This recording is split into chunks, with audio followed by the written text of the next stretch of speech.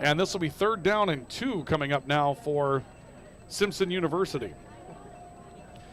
So for those of you on our video stream, we apologize. We've had a couple of technical issues here today. If you're just joining us, it's 17-0 Valley City State, and it has not been a close game today here at all. The Vikings have been dominating Simpson University throughout, and that's going to bring us to 4th down as Simpson University trying to run a sweep to the right and coming up empty. So on 4th down, we'll see what Simpson decides to do. But it's been a long, long day in this one here today. And Simpson's going to change out personnel, and they'll kick the football. So again, we understand we had some technical issues here today, and we were battling a lot of things here today in the booth again, folks, and we apologize. It's been a really, really tough season for us all the way around. A kick is away. Sidewinding kick by Simpson University. Gavin Gerhardt puts the ball on the ground, then picks it back up. And he'll start upfield, then broke a couple of tackles, reverses his way to the middle of the field, now sprints forward, broke another 35-30. He's second level to the 25-20, down inside the 10. Gavin Gerhardt picks up the football, goes over and fires up the homecoming crowd as the ball will be inside the 10-yard line for the Vikings, already leading by a score of 17-0. We've had a number of technical difficulties here throughout the course of the day today, and we've been trying to overcome them as best as we possibly can. And we're hopeful that we've got most of those taken care of here at this point, but it's been a day. Let's just go ahead and say that. So for those of you that were waiting for the web stream, we sincerely apologize for that. But we've had some issues all the way around here today. And the Vikings will bring Joey Cave out onto the field for a 1st down and goal opportunity for Valley City State at the 9-yard line. So Joey Cave, 1st and goal from the 9 for Valley City State. Jake Deutsch, the wide receiver to the right. He's got Marty Goen in the backfield. Does Joey Cave. So 1st down and goal, and now we'll see whistles. And it looks like a timeout's going to be taken by the Vikings. So the Vikings will call for timeout. We'll take one as well, and we'll come back. 12:18 to play 2nd quarter, 17-0 Vikings. We're back with more in just a couple of moments. Stay with us. Experience the thrill, feel the passion, and join the excitement. Tickets on sale now at VCSUVikings.com. Lang hard to the basket with a 2-hand flush. He burst through it. He's to the end zone. Touchdown, Valley City State. Here's the game-winning shot. Does it go? Yes, it does! Nelson on the attack. Olin can't make the play. The Vikings sweep the Jimmy.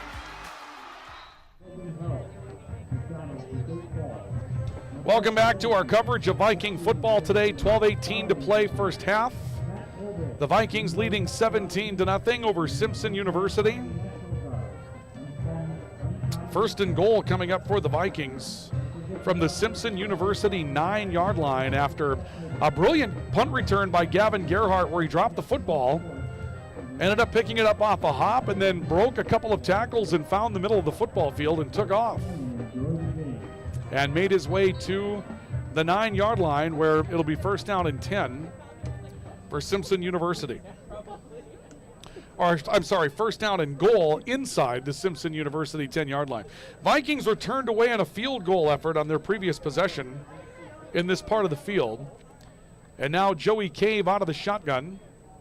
We'll have 1st down and goal from the 9. He's got Marty going in the backfield with him. Cave rolling right side. Looks like option to throw or keep. He's going to keep, and he's going to be spun over at around the 7-yard line. Took a whack as he came across that formation. And the coverage there from Arturo Alejandrez, who's been active today quite regularly, and Charlie Walden, a safety as well for Simpson.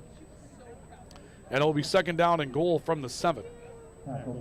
So 2nd and goal from the 7-yard line. It's been tough sledding down here at times for the Vikings. Despite the 17 points, they've got 2 touchdowns, but they've had to settle for 2 field goal efforts. One was good, one was not. Simpson's done a fairly decent job of gumming things up a little bit when it's been down inside their 10-yard line today. Cave dropping back, looking to throw right side through the hands of Jake Deutsch and incomplete. Slant pattern. Coverage being applied there once again by Louis Sanders, who's absent from the Viking or from the program today. Louis Sanders, a starter last week, at corner and didn't make his way onto the program, so we had to kind of fish his number around a little bit today. And here comes third down and goal from the 7 for Valley City State. 11:27 to play in the opening half. The Vikings leading 17-0. And Joey Cave with Marty Gone to his left in the backfield. Sotomayor and Westbrook lining up left side. Cave looking that way, going to throw to the backfield. Caught. Trent Finney. He's got a corner. End zone. Touchdown, Valley City State. Trent Finney makes his way into the end zone for the Vikings. And that'll make it 23-0 Valley City State this afternoon. Great play design here for the Vikings. As you see on the right-hand side of your screen, Cave rolling out, looking into the flat. There's Finney. He's able to turn the corner and get into the end zone for a touchdown. And that's going to make it a 24-0 lead for Valley City State as the Vikings will kick it, rather 23-0, as the Vikings will kick it away. It will be Walker Brondis that comes on to kick the football. Left-footed kicker. Good hold from Mears. Kick is on its way, and that one is good, and the Vikings have made it a 24-0 lead this afternoon. Valley City State up big in their homecoming matchup, leading Simpson University by a score of 24-0. Our coverage of Viking football will continue next on KOVC, NewsDakota.com, and the VCSU Athletics YouTube channel. When you're craving the taste of juicy, flavorful, locally sourced beef and pork, look no further than your locally owned Valley Meat Supply. At Valley Meat Supply, we take pride in bringing you the finest cuts of beef and pork straight from local producers. So whether you're planning a mouth-watering barbecue or a cozy family meal, choose Valley Meat Supply for the highest quality, locally grown beef, pork, and award-winning jerky, sticks, and sausage. Valley Meat Supply, West Main, Valley City. Your taste buds will thank you. 24-0 Valley City State with the lead over Simpson University. The Vikings and Red Hawks here today doing battle at Dakota Bank Field and Locken Stadium.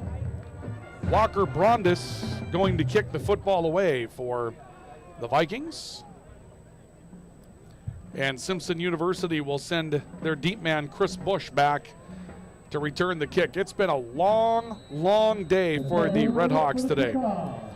An interception on their first possession that leads to a Viking field goal, a fumble on a kickoff on their third possession that leads to a short porch for the Vikings. And the Vikings scoring 4 times this afternoon, including 3 touchdowns. And Walker Brondis will kick the football away. Short kick this time, and it will fall into some open territory. Bush comes up to make a play on it and is able to bring the ball in at the 30 before a pair of Vikings get there. The Vikings had some speeders that were closing in on that football.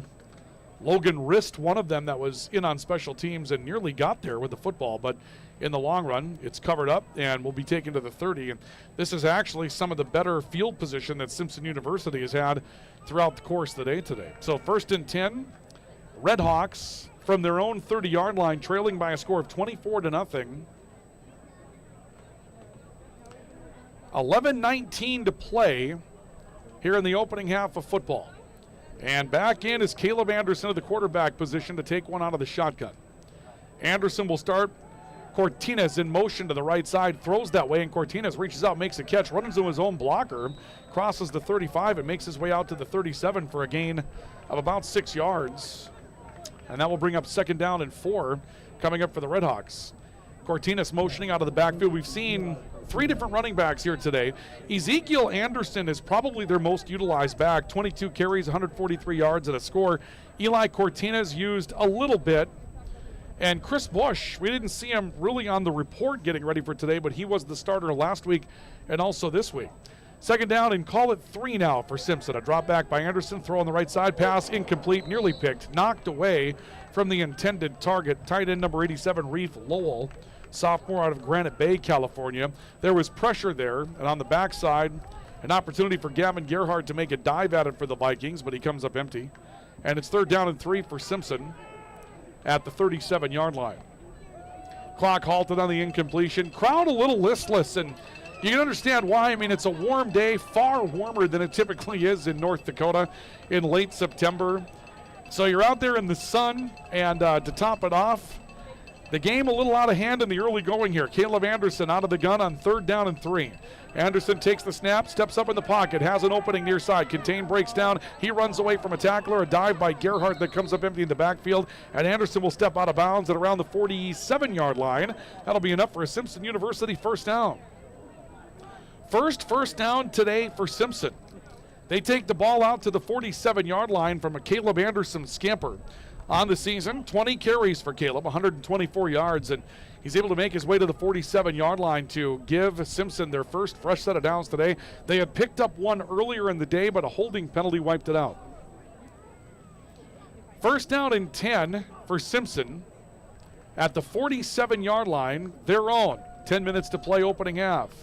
Anderson calling out the snap, looks to keep it himself on a zone read. Good fake in the backfield with Cortinas, and Anderson will step across midfield, makes his way to the 48-yard line, gain of about 5 for Caleb Anderson. So now you see some adjustments from Simpson. The defensive line for the Vikings has been so active today, and the Redhawks trying to use some of that upfield pursuit against the Vikings into making really quick decisions on the ball. So they go to that zone read look, and really popular with that zone read a handful of years ago. Nowadays, it's just straight up pistol and everybody can run the football. But remember the art form that was the zone read when it first hit football? Now it's just more of a straight up, we're not fooling you, we're coming at you. And that's what Anderson does on 2nd down, cuts back over the middle across the 45, makes his way to the 43, and that may be enough for a Red Hawk first down, and it will be. They'll pick up 6, maybe. Let's see where the spot's going to be. They'll actually have it as a 5-yard pickup to the 43, and it will be first down and 10 for Simpson at the 43 of Valley City State. So the most successful drive that Simpson has had so far today. First down and 10 for the Redhawks at the 43-yard line of Valley City State. 9 minutes to play here in the opening half. Caleb Anderson waiting for a shotgun snap. He'll motion a man across the formation. Takes the snap, gives it away backfield. Cortinas trying to cut back over the middle, steps across the 40, made his way to the 38. That'll be a gain of about 5 yards as well. Some pressure again from the Vikings in the middle by Emmett Maher, one of those freshmen getting an opportunity to play. That'll bring up 2nd down. You're going to want to watch this monitor, so let me show you what's going on here, okay? Got that scoreboard there. It's covering up the shot. You want to do this with your camera so you get more of the shot in the screen, okay? See it there? That's what's going on. All right, 2nd down and 5, call it for Simpson University at the 38-yard line. 3 receivers, twins going off to the right. And a shotgun snap coming up for Caleb Anderson. He'll give it away up the middle of the football field. Ezekiel Anderson running the football. He's across the 30 and makes his way for another Red Hawk first down, pickup of 8 yards. And now Simpson finding their way with that running game. This is what they want to do. They'd like to pound the football. We heard that from Dennis McCulloch in our pregame report today. That's what they want to do, is pound it. And they found some success on this drive running the football. First down and 10 at the Viking 30 for Simpson. Caleb Anderson with 4 receivers, 3 options to his right. He has Ezekiel Anderson in the backfield with him again out of a short pistol. Play action, throwing right side. Screen pass, good block on the right side. Screen pass is caught on the right for Joel Gomez Jr. And Gomez is inside the 20 and down to the 18 for a pickup of 12 yards and another first down. Well, that pass is not successful if you don't get some good seal blocking on the outside, and that's what Simpson got in that situation. The Vikings had men out there. Chad Colburn, freshman out of Aiea, Hawaii, was in the vicinity and just got blocked out of the play, and that allowed for the corner to be turned on the right side of the field by Gomez Jr., and he makes his way into the red zone for the Red Hawks. First and 10 for Simpson at the 18 of Valley City State. 3 options left. Anderson waiting out of the shotgun. A step back, throw right side. Pass is caught. This is their big man, Talon Ramirez. Ramirez hit hard from behind. Gets inside the 15, down to around the 13-yard line for a gain of about 5 yards. But he got hit hard. Malachi Torres came over for part of the stop for the Vikings. Also a part of the stop for Fafo Lafano, a freshman out of Anchorage, Alaska. Be a pickup of around 4 on the catch for Talon Ramirez. He's again their big play man. It's his 11th catch of the season. He came in with 10 catches, 191 in the year. 2nd down and call it 6 for the Red Hawks at the Viking 14-yard line. Clock down to 6:45 to play in the opening half. They'll motion a tight end across the formation. 3 receivers, twins to the right. Snap to Anderson. He'll give it away up the middle. Ezekiel Anderson running near side on a sweep, and he steps out of bounds inside the Viking 10, down at around the 7-yard line. First down and goal for the Red Hawks at the Viking 7.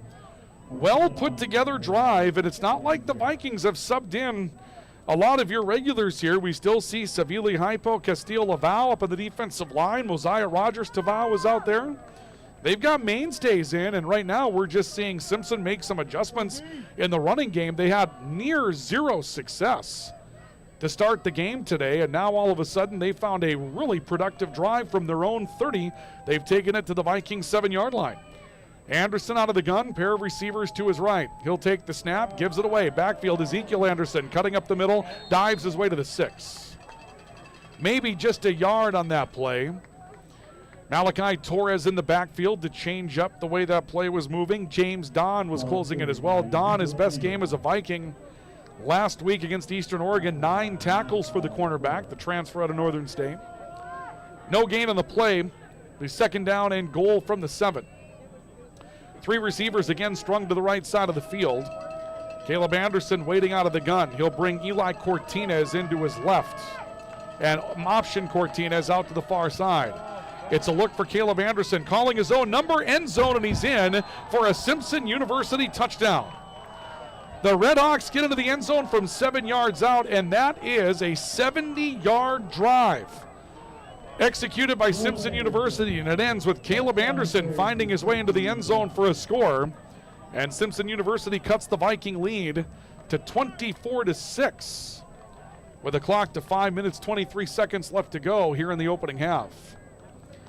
And Simpson will run their kicker into the matchup. Braden Smith, the freshman out of Camarillo, California, trying to dot the I for the Red Hawks.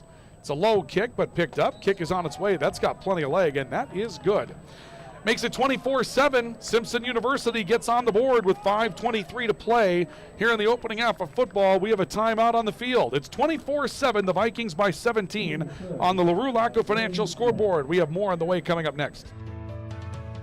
Are you on the right financial path? Are all your financial professionals on the same page? At LaRue Laco Financial, you can be assured that your investment professional and tax professional are working together.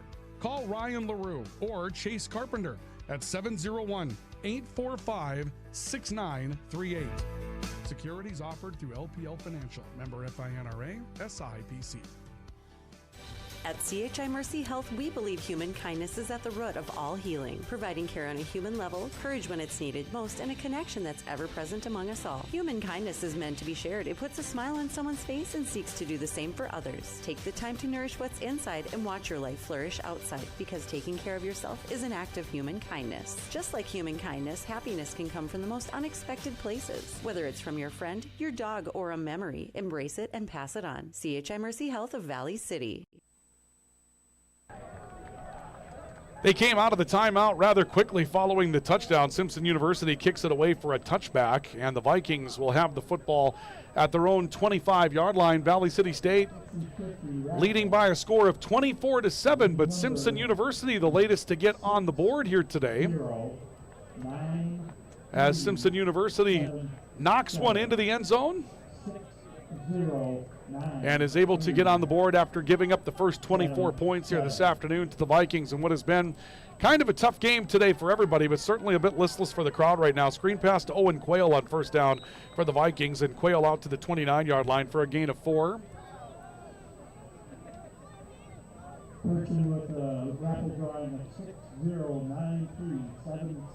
And we'll see a second down coming up here for Valley City State.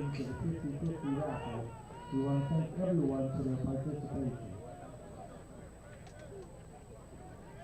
So the Vikings ready for second down from the 29. Joey Cave with 3 receivers, looking left side, couple of pump fakes. Now is in some trouble in the backfield. He's going down for a sack back at the 24-yard line. And this Simpson University team, the Red Hawks, have become very enthused. Arturo Alejandrez, the defensive back that we've been talking about all afternoon, comes up with a quarterback sack on Joey Cave back to the Viking 24. It'll be a loss of 5 on the play. And here comes a third down situation for the Vikings at their own 24. And right now, if you're Valley City State, you've got the big lead, but there's still time. You'd like to hold on to the football here instead of giving Simpson one more shot at your end zone before the break. You had this game relatively under control. They get back into the end zone, 10-point game going to halftime. A drop back by Cave, a late blitz off the left side. Cave rolls away from that, throws in the flat, pass caught. Wide open, Dom Sotomayor, the 40, the 45, knocked out of bounds. He's up and around the 49-yard line. That'll be a nice pickup for Dom Sotomayor, 25 yards, and it's a first down for the Vikings. Boy, the Vikings needed that. Momentum is a heck of a friend, and it can also be a heck of an enemy at times, without question. And when you get to a situation where you've got a team down, all of a sudden they put one in your end zone, and you're looking at a place where, hey, this is getting a little away from me in this point. Well, you need to know. You've got to go all out getting something done, make it happen, and hold on to the football instead of allowing them another chance at your end zone. Divine Pearson will come into the game. Set up to the left of Joey Cave. First down and 10 from the 49. Cave dropping back, looking the way of Jake Deutsch. Floats one over the middle of the field. Ball is incomplete, picked off. It's a one-handed interception for Simpson University from William Wethington, a freshman from Tracy, California. A flag is down on the return, and it will be Simpson University football. Jake Deutsch trying to get to the spot. Dennis McCulloch is frustrated that pass interference wasn't called. Coach McCulloch comes out on the field and says, my guy didn't have a chance to run where the football was, but I think they may say that that ball was uncatchable for Jake Deutsch. It was up well over his head. And a flag comes out on the return. We'll see if this is a blocking penalty against Simpson on the way back.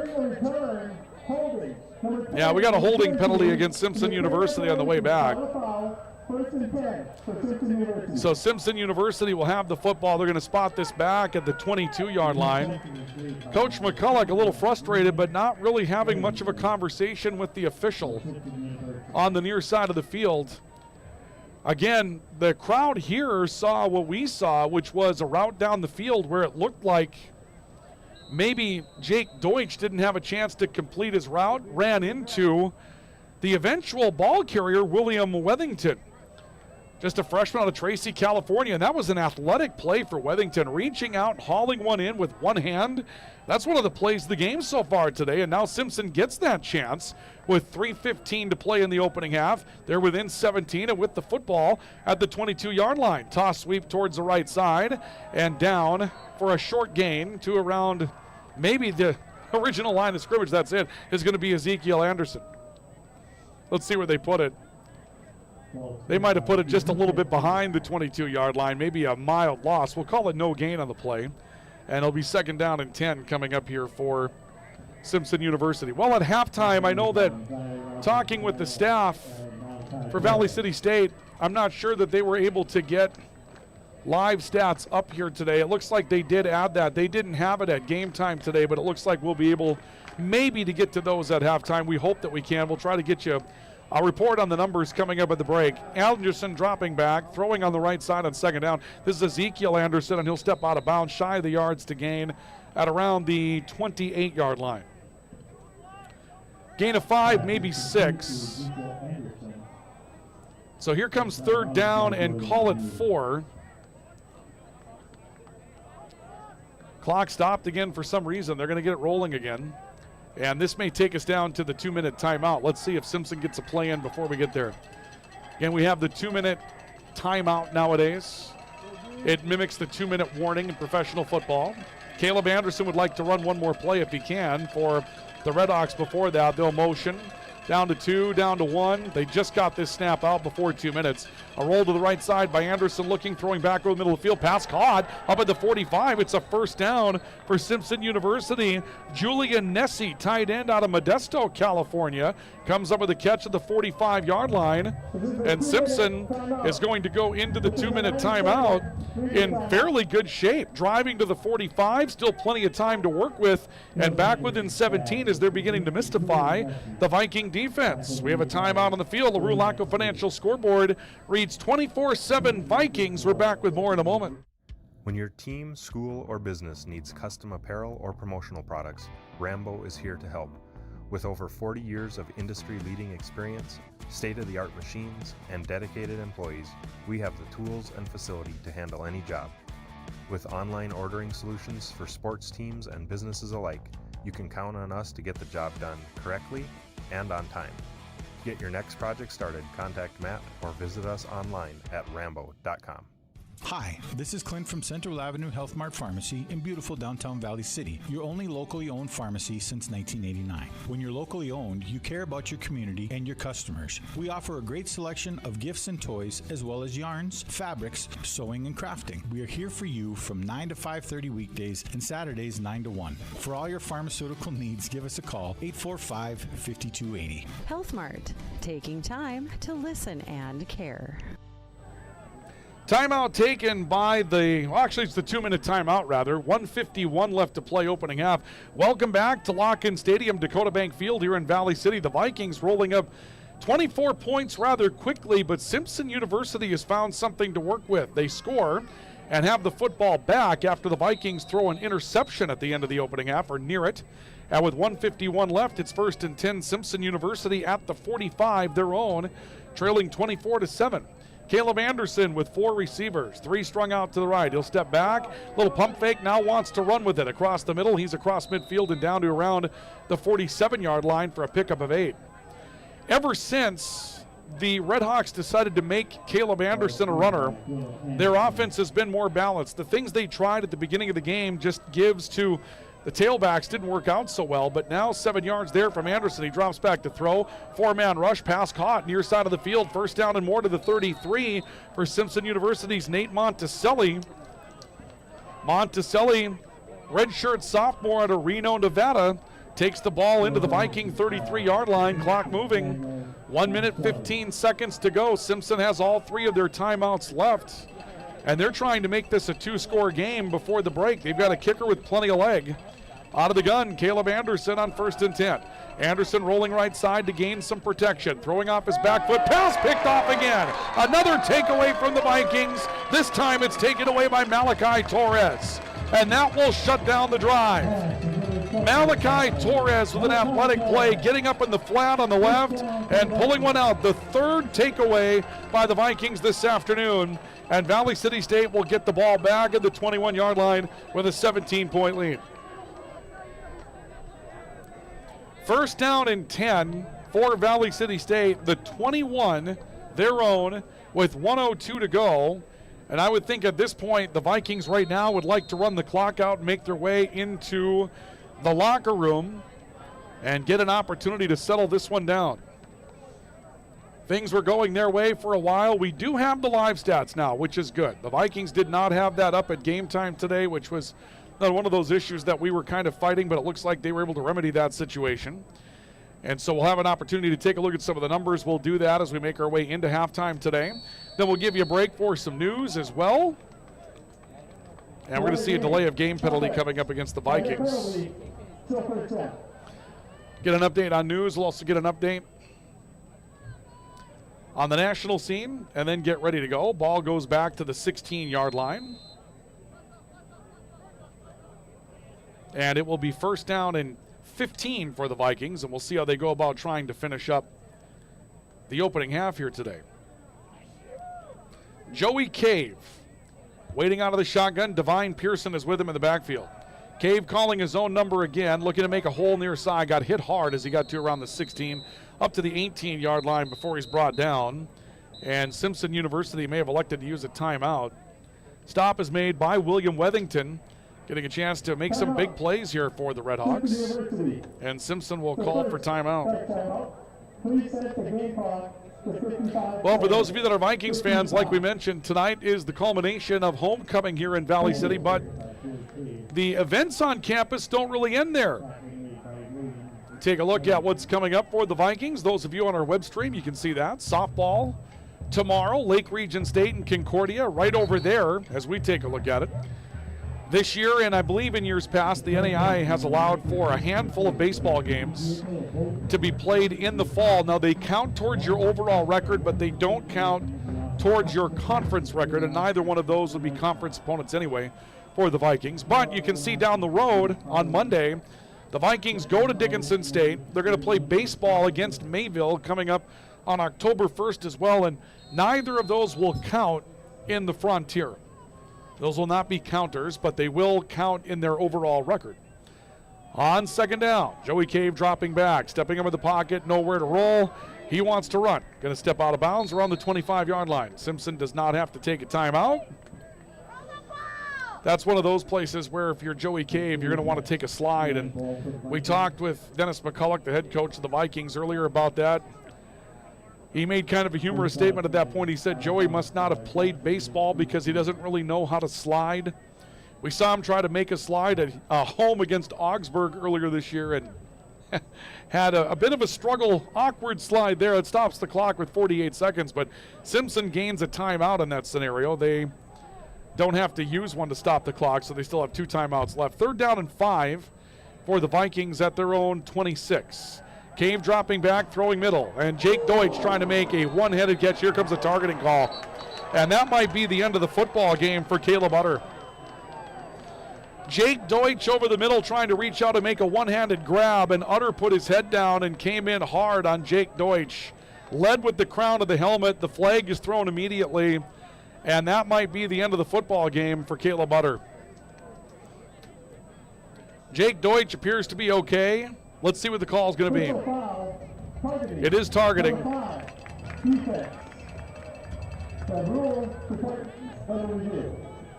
They're going to review the play. I believe they said by rule it goes under review, so they're going to review every targeting call. And right now, Simpson University's teammates are trying to say that Utter dropped his knees, kind of crouched at the knees to avoid the hit. But when you saw it, even in real time, you could see Caleb Utter come out with the crown of the helmet in that situation, and that's what they're looking for in a targeting call. You've got a defenseless receiver over the middle.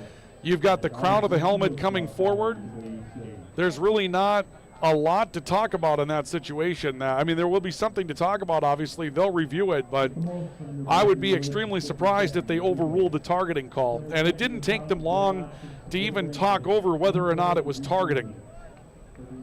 They threw the flag, and when they threw the flag, targeting was on their mind almost immediately. So the officials will go over and review it. And if you're a Simpson University Redhawks fan, I mean, I understand how that develops over the middle, and I don't believe that Caleb Utter was trying to do anything intentional to harm Jake Deutsch or anything like that. But the rule is there, obviously, to protect the receivers. And if you're a defensive back, it's just one of those things you have to know. You can't bring the head down. You can't bring it forward. You just can't go with the crown of your helmet out. They're looking for it. We've seen it at the D1 level. We've seen it at the FBS, the FCS level, all the way down to our level of college football. And it seems like once a year you'll find a targeting call out there someplace. And based on what we saw in real time, and again, this is not, I want to impress upon the listeners and the viewers, this is not in any way to say that Caleb Utter did something wrong or that Caleb Utter should be this or that. Not at all. Not trying to say that whatsoever. Just one of those things where the crown of the helmet came out, and I don't think you have a choice but to throw the targeting flag in that situation and have it be what it is when this thing comes to a conclusion here. So they're over discussing it in the replay booth. Clock with 44 seconds left to go here in the opening half. Vikings leading 24-7.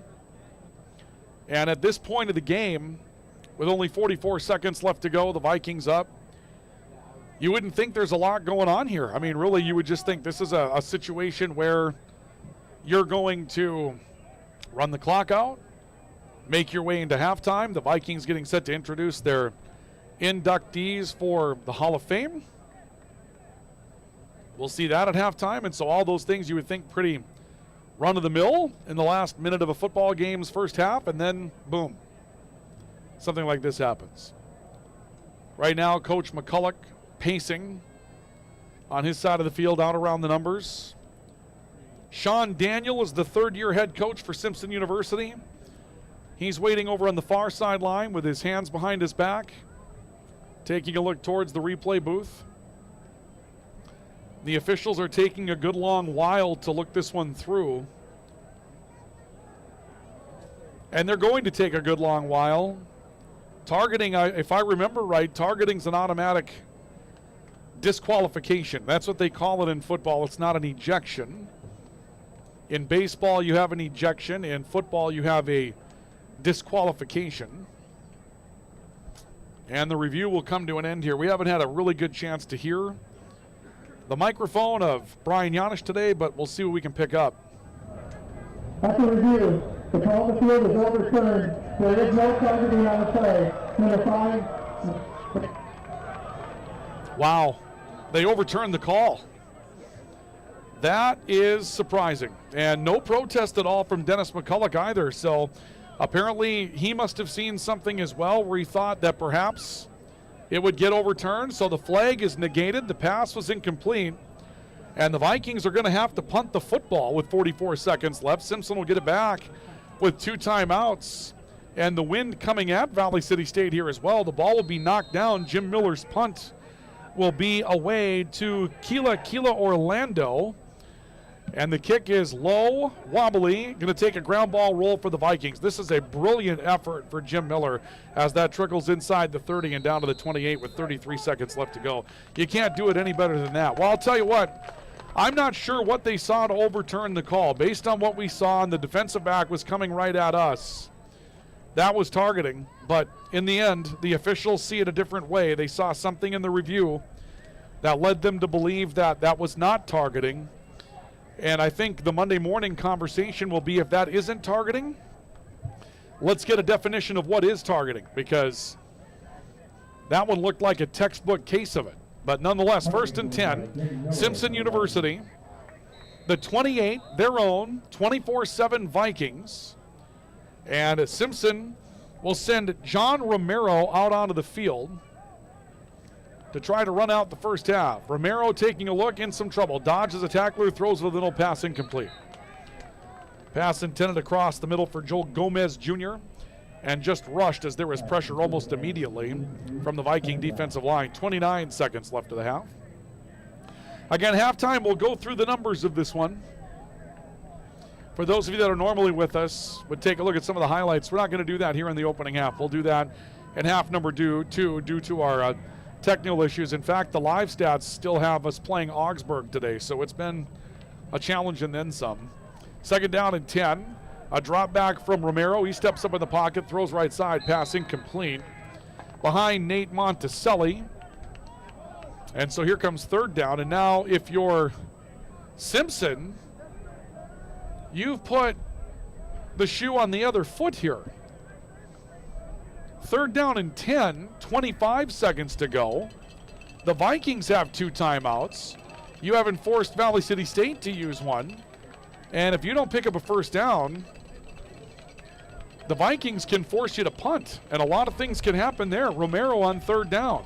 They want to throw again. Good 4-man rush. It stood up. Throw to the right side. Pass caught and tackled immediately on the far side of the field is number 88, Trevor Thomas, the tight end on the far side. The Vikings get a brilliant open field tackle on that play from Khalil Toney, defensive back out of St. Paul, Minnesota. 16 seconds and a flag down.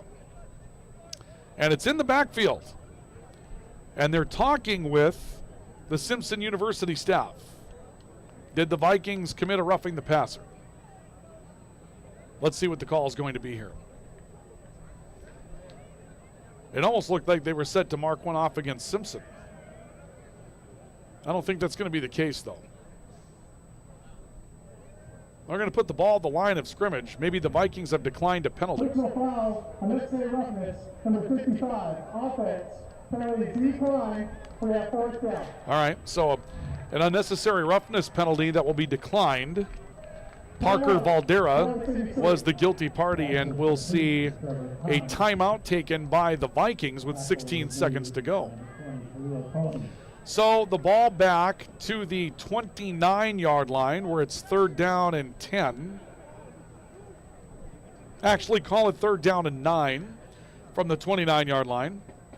And the Vikings will come together on the near side, 4th down and 9 rather. And the Vikings will come together on the sideline and discuss what to do about the upcoming punt situation for Simpson. So Xavier Westbrook will go back to return it. Had a big kickoff return last year in this field against the University of Jamestown, and that was very likely about a year ago today. That was in the middle of the season. The first of the 2 paint bucket games between the Vikings and the Jimmies. And that was a big turning point in the game for the Vikings. Their 14-point lead had been cut to 7. Kick nearly blocked, and now we've got a flag in the backfield. So this return by Westbrook will be for naught, as Simpson's going to get the football back, and this will almost for surely be roughing the kicker. Blocker went low, took out a leg that was not running into. I guessed wrong in the targeting penalty. No, this is going to be a personal foul, roughing the kicker. Fafo Lafano in there trying to come up with a block punt. Can't fault the young man for making an effort, but after the punt was not blocked, he went low and he took out the legs, and that's going to lead to a personal foul penalty. And Simpson University will take the ball out to around the 44, their own, with about 9 seconds to go here in the opening half. It's been a while anyway, since I've seen the last minute of a half of football take this long. It's like the second quarter went away very quickly until the final minute. This final minute seems like the last minute of a basketball game right now, not a football game. All right, so from the 44, 9 seconds left, and now Caleb Anderson comes back in.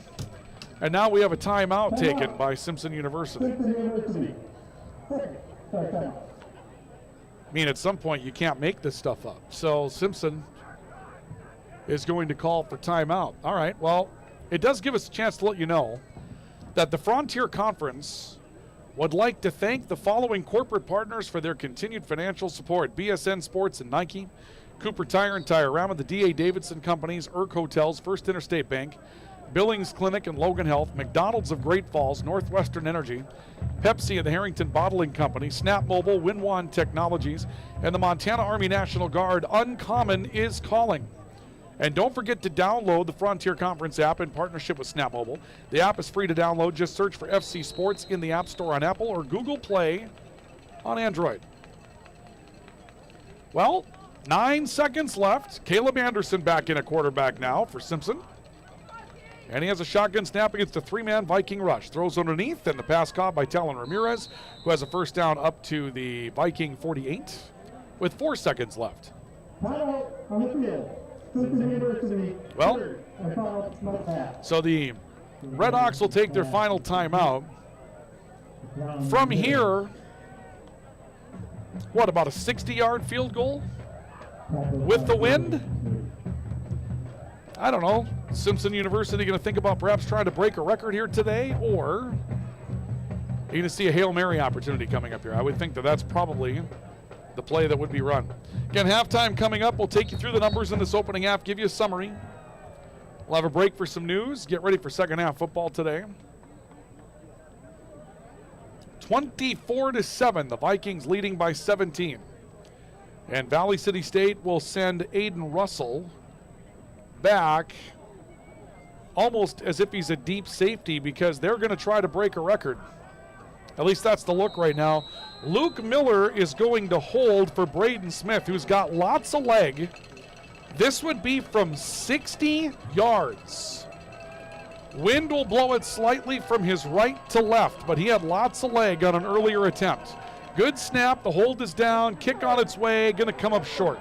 Not too short, and brought out of the end zone about 8 yards deep by Gavin Gerhardt for the Vikings, and Gerhardt finds a seam up the middle of the field and returns it out to around the 39, trying to go all Auburn, Alabama on us, and that'll be the end of the opening half of football. So the Vikings put up 24 in a hurry. Simpson ends the half with some momentum. They score. The Vikings hold on to keep them out of the end zone again. And it's 24-7. Valley City State leading by 17 on the LaRue Laco Financial scoreboard. Our halftime report is brought to you by Rambo. We're in the business of making you look good at Rambo. We'll come back with those halftime numbers in just a couple of moments, so stay with us. This is our coverage of Viking football on the Voice of the Vikings, the Voice of the Valley, KOVC. Hey college students, are you looking for a part-time job that works around your schedule, pays well, and gives you free money for college every year? McDonald's offers all of it. We can work around your schedule, and we give $2,500 scholarships to everyone who works for 3 months and averages 15 hours per week. That's 2 full shifts a week or 3 shifts of 5 hours. It's that easy. Let us help you become our next scholarship recipient. Come join our team. Text ND29 to 38000 to apply today. Orthopedic pain is limiting. It's unpredictable. And when it disrupts the way you move, it disrupts the way you live. Life is better when you feel empowered to move the way you want, when you want. And that's where our experts come in. We're your guides to orthopedic and sports medicine treatment options that can manage your pain, rehab your injuries, and restore your confidence. Take back the freedom to move. Explore your orthopedic options at Sanford Health.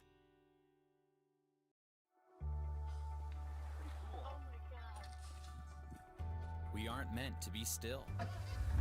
And while you determine the direction you'll go, we're just here to help you along the way. So go. Go with experience. Go with teamwork. Go with neighbors. Go with integrity.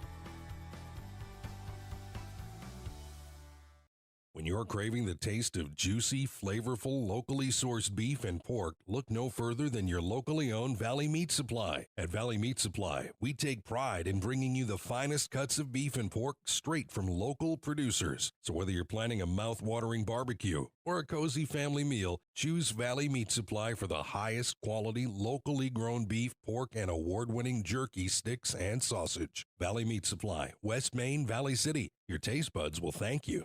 Welcome back to Viking football today from our friends at Dakota Bank Field in Locken Stadium in Valley City, North Dakota. We've reached halftime, and your score at the end of the opening half of play today is Valley City State leading Simpson University by a score of 24-7. Valley City State taking the first 24 points of the football game and finding their way to a big lead, but Simpson striking back as the first half came to a conclusion. They got themselves into the end zone today and then also had an opportunity to do some damage down the road. At the end, the Vikings were able to hold on and keep them out of the end zone, and a herky-jerky final minute of play finishes with Simpson trying a 60-yard field goal and coming up short, not terribly short, but short nonetheless, so the Vikings take their 24-7 lead into the locker room. Our halftime report is brought to you today by Rambo. We're in the business of making you look good at Rambo. At Rambo, you have the opportunity to put your logo to work for you. Promotional products, promotional apparel. They've got all of the options that you're looking for, and they have them ready to go for you when the time is right to promote your product or your business. They'll get the work done right, and they'll get it done the first time every time. Rambo, we're in the business of making you look good today. Well, taking a look at what happened here so far today, scoring summary, the Vikings have to settle for a 22-yard field goal early after an interception by the Vikings coming from Mosiah Rogers-Tavau in the first possession of Simpson University. Simpson turned it over 3 times in the first half this afternoon, and that was a problem for them. 3-0 in favor of the Vikings at that point. Then the Vikings get it back and drive 45 yards, probably their most successful drive of the day. Joey Cave gets in from 11 yards out for a touchdown at 4:46 left of the opening quarter. 10-0 at that point. Then the Vikings tack on again. Owen Quayle, a 17-yard touchdown catch from Joey Cave after another interception by the Vikings. That one coming from Khalil Toney. Actually, my apologies, Malachi Torres. And that was not Malachi Torres on that pick. That was a different man. I believe that was Khalil Toney on that pick. And then the Vikings end up finishing on an interception, or rather a touchdown pass to Owen Quayle for 17 yards and a score. The Vikings led 17-0 after 1. They tack on again early in the second. Joey Cave, a 7-yard touchdown pass to Trent Finney, made it 23-0. But you'd see Simpson answer from their own 30-yard line. They marched down the field, took about 5 minutes, 59 seconds of game time. Caleb Anderson from 7 yards out. They got the running game going at that point. They score again. The Vikings get held, and Simpson University trying to drive once more, but they do throw a pick to Malachi Torres. That ended up running out their scoring chances until the Vikings gave it up late on a punt that Simpson was able to take advantage of a personal foul penalty against the Vikings for roughing the punter. and they ended up setting up for a 60-yard field goal try, but that came up a little bit short, and the Vikings take the 24-7 lead into the locker room that they have for today. As far as the individual numbers are concerned today, for the Vikings, Joey Cave, 7 of 13, 62 yards, a pair of touchdowns, 1 interception, a one-handed effort over the middle of the football field by William Wethington. That was just a fantastic play for Simpson University. For Simpson today, Caleb Anderson throwing the football 8 of 10 for 95 yards and a pick. 8 of 10, though, not bad percentages today. Did throw it away. Darren Miller also threw an interception that opening half. They don't have the third interception accounted for in the live stats today, but we do know that there are 3. Actually, there was one that was it was not an interception, rather it was a fumble, my mistake. A fumble on a kickoff return. That's what led to the Vikings touchdown. So my apologies on that. That was not a pick. That was a fumble in that situation. So 1 pick for Caleb Anderson, 1 for Darren Miller. Caleb Anderson, 8 of 10 for 95 yards. Today, rushing, Caleb Anderson, 5 attempts for 35 yards and a score.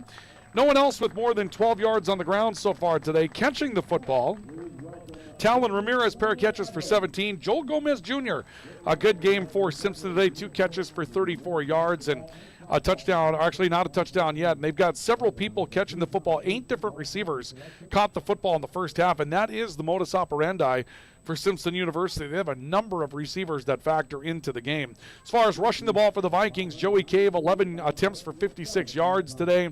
1 attempt, 10 yards for Xavier Westbrook. Divine Pearson, 2 for 11. The Vikings really haven't put Divine Pearson to work. And again, the Vikings might have some struggles up on the offensive line still dealing with. They lost a couple of offensive linemen last week at Eastern Oregon University. They seem to shake it off early today. Right now, Dominic Sotomayor, a catch for 25 for the Vikings. Owen Quayle, 2 for 21 and a score. Trent Finney has a catch for 7 yards and a touchdown as well. And those are the halftime numbers that we have for you today here at Valley City State University as the Vikings have a lead over Simpson by a score of 24-7. Halftime summary brought to you today by Rambo. We're in the business of making you look good. We'll take a break, and when we come back, we'll have some news to give you today from our Fox News update, and then also a look at news of the regional level, and we'll come back with more halftime and get ready for half number 2 in Homecoming 2025. Our halftime report brought to you today by Rambo. We're in the business of making you look good. Viking football will return in just a bit. Stay with us. Sanford Health of Valley City is dedicated to transforming your healthcare experience and providing access to world-class healthcare right here in America's heartland. We're committed to improving the human condition at every stage of life through exceptional care, spiritual enhancement, innovation, and discovery. Schedule your appointment today at Sanford Health of Valley City by calling 701-845-6000 or self-schedule online at mysanfordchart.org. Sanford Health, here for all, here for good. Why choose Professional Eye Care Centers? 3 great reasons are Dr. Bond, Dr. Freilich, and Dr. Jangula, 3 of the most educated professional optometrists you'll ever meet. Next is their many locations. You can now see one of their spectacular doctors in Jamestown, Valley City, Carrington, Edgeley, Ellendale, and Lemoore. And finally, their fantastic selection. And yes, all of their frames and lenses are backed up by warranty. Visit ProEyeCareCenters.com and make an appointment today. Professional Eye Care Centers, clearly the best. Are you on the right financial path? Are all your financial professionals on the same page? At LaRue Laco Financial, you can be assured that your investment professional and tax professional are working together. Call Ryan LaRue or Chase Carpenter at 701-845-6938 for an investment professional. And tax and accounting professionals with Jim Laco and team at 701-845-1660 for a tax professional. Security is offered through LPL Financial. Member FINRA SIPC. Grotberg Electric believes in quality first, taking pride in the work and standing behind every project they do. They bring together the power, technology, and experience to keep your business online. The success of Grotberg Electric depends on 3 major ideals: the quality of their products, the commitment to their customers, and most of all, their customer service. Call Grotberg Electric today at 845-3010 or visit them online, grotbergelectric.com. Lever's Foods, best quality, best price. Lever's Foods, best service, they're nice. Lever's Foods, they make everything right. All this week, shop the fall kickoff sale at Lever's and save on General Mills cereals, 2 for $6. Campbell's condensed soups, 4 for $5. Our Family barbecue sauce, $1.89 each. Our Family potatoes, 5-pound bag, just $1.99. And pork loin rib chops, only $2.99 a pound. Delivery is available by calling 845-1732. Lever's Foods, Valley City. Fox News, I'm Roger Stern. President Trump is deploying troops to Portland, Oregon because of anti-ICE protests in the city. President Trump has been focused on taking down what he calls domestic terrorism networks in the wake of Charlie Kirk's assassination, and he has been focusing on left-leaning groups. Fox's Madeline Rivera, the president is authorizing the use of full force with no public definition of what that means. A tropical storm is heading for the Florida coast and southeast, raising the possibility of strong winds and flooding. There is going to be an impact to the U.S. most likely, even if it's fringe impacts. The challenging thing is our computer models are completely divided, and we're not going to have clarity until we get farther into this weekend. Fox Weather is Britta Merwin. America is listening to Fox News.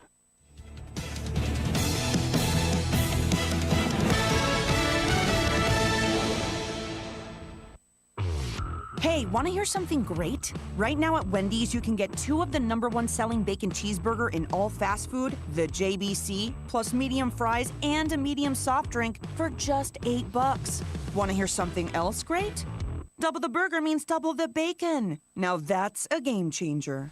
2 of the #1 bacon cheeseburgers with fries and a drink for just $8. Gotta be Wendy's. Limited time only. U.S. price and participation may vary. Request $8 JBC meal deal to obtain discount. Individual items at regular price. Let's go! You're still glowing, flirting, grooving. You still got it. But your immune system weakens as you age, making it harder to fight flu, pneumococcal pneumonia, RSV, and COVID-19. Vaccines are a key part of any health routine and help strengthen your immune response. Ask your doctor or pharmacist which vaccines you need. Schedule in minutes at vaxassist.com. Sponsored by Pfizer.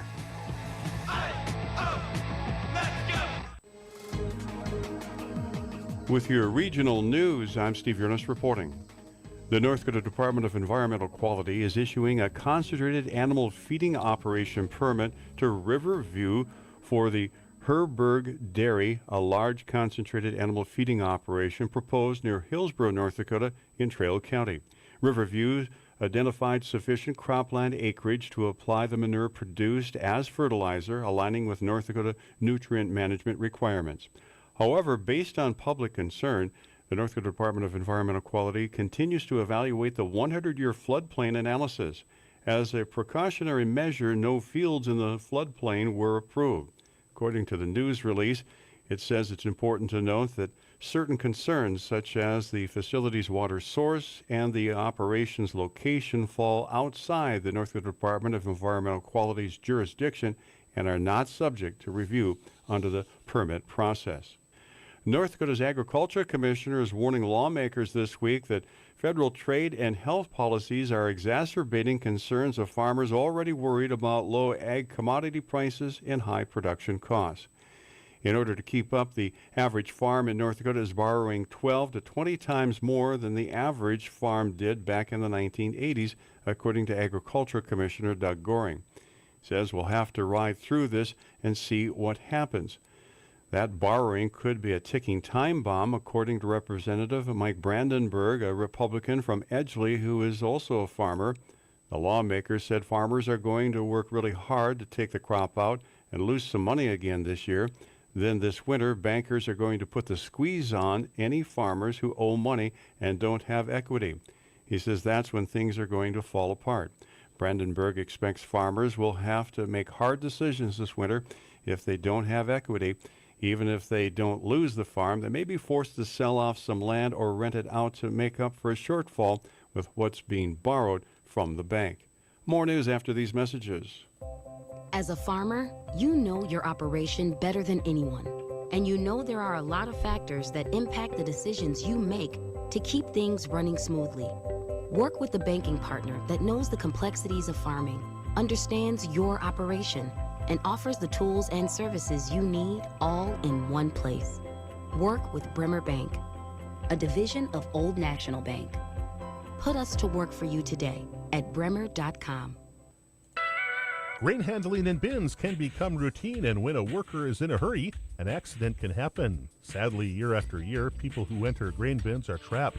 The number of grain bin fatalities can be greatly reduced if farmers and their workers get proper training and follow grain bin safety procedures.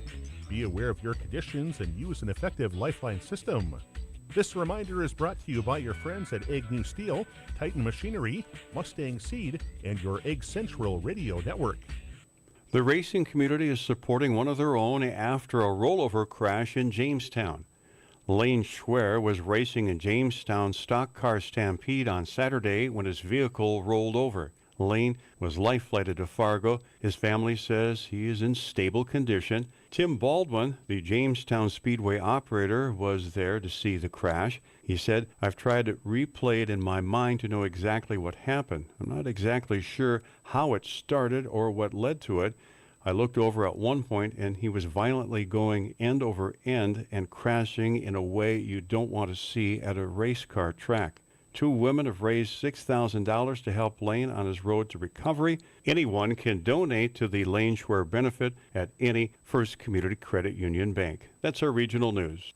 Hi, this is Clint from Central Avenue Health Mart Pharmacy in beautiful downtown Valley City, your only locally owned pharmacy since 1989. When you're locally owned, you care about your community and your customers. We offer a great selection of gifts and toys, as well as yarns, fabrics, sewing, and crafting. We are here for you from 9 to 5:30 weekdays and Saturdays 9 to 1. For all your pharmaceutical needs, give us a call, 845-5280. Health Mart, taking time to listen and care.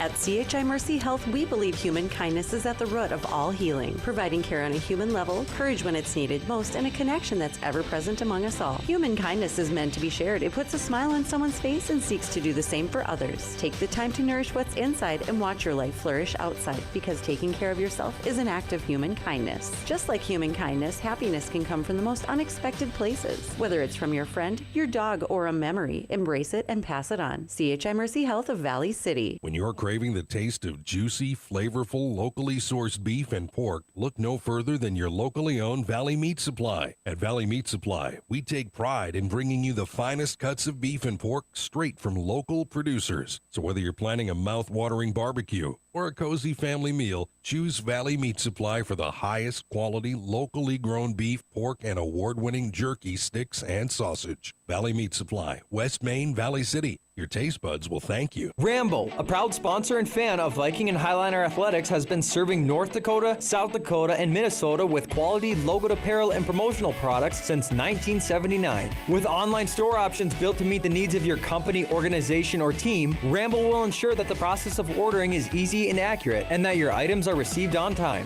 When you're ready to put your logo to work, give Matt a call at 701-680-9585. Rambo, we're in the business of making you look good. Sanford Health of Valley City is dedicated to transforming your healthcare experience and providing access to world-class healthcare right here in America's heartland. We're committed to improving the human condition at every stage of life through exceptional care, spiritual enhancement, innovation, and discovery. Schedule your appointment today at Sanford Health of Valley City by calling 701-845-6000 or self-schedule online at mysanfordchart.org. Sanford Health, here for all, here for good.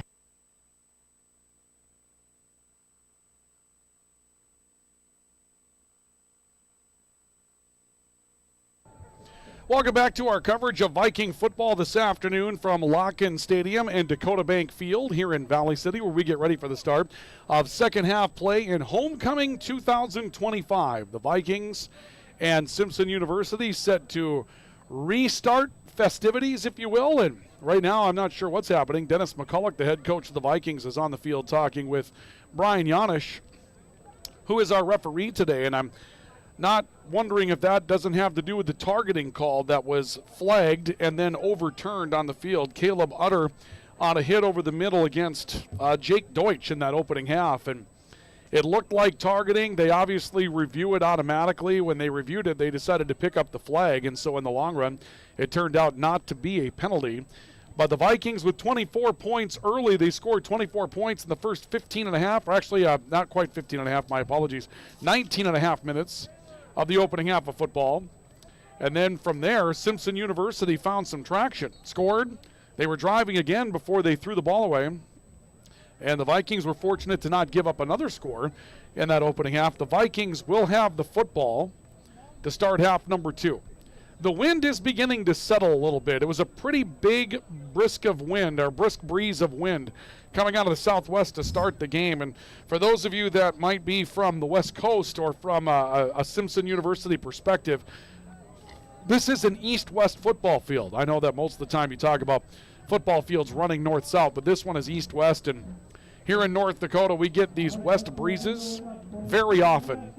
It seems like the season has a turnover to it. When we start off in August, where we still have some of the rainy season around here going, or the stormy season, we could say, we get a lot of southeast breezes early in the year.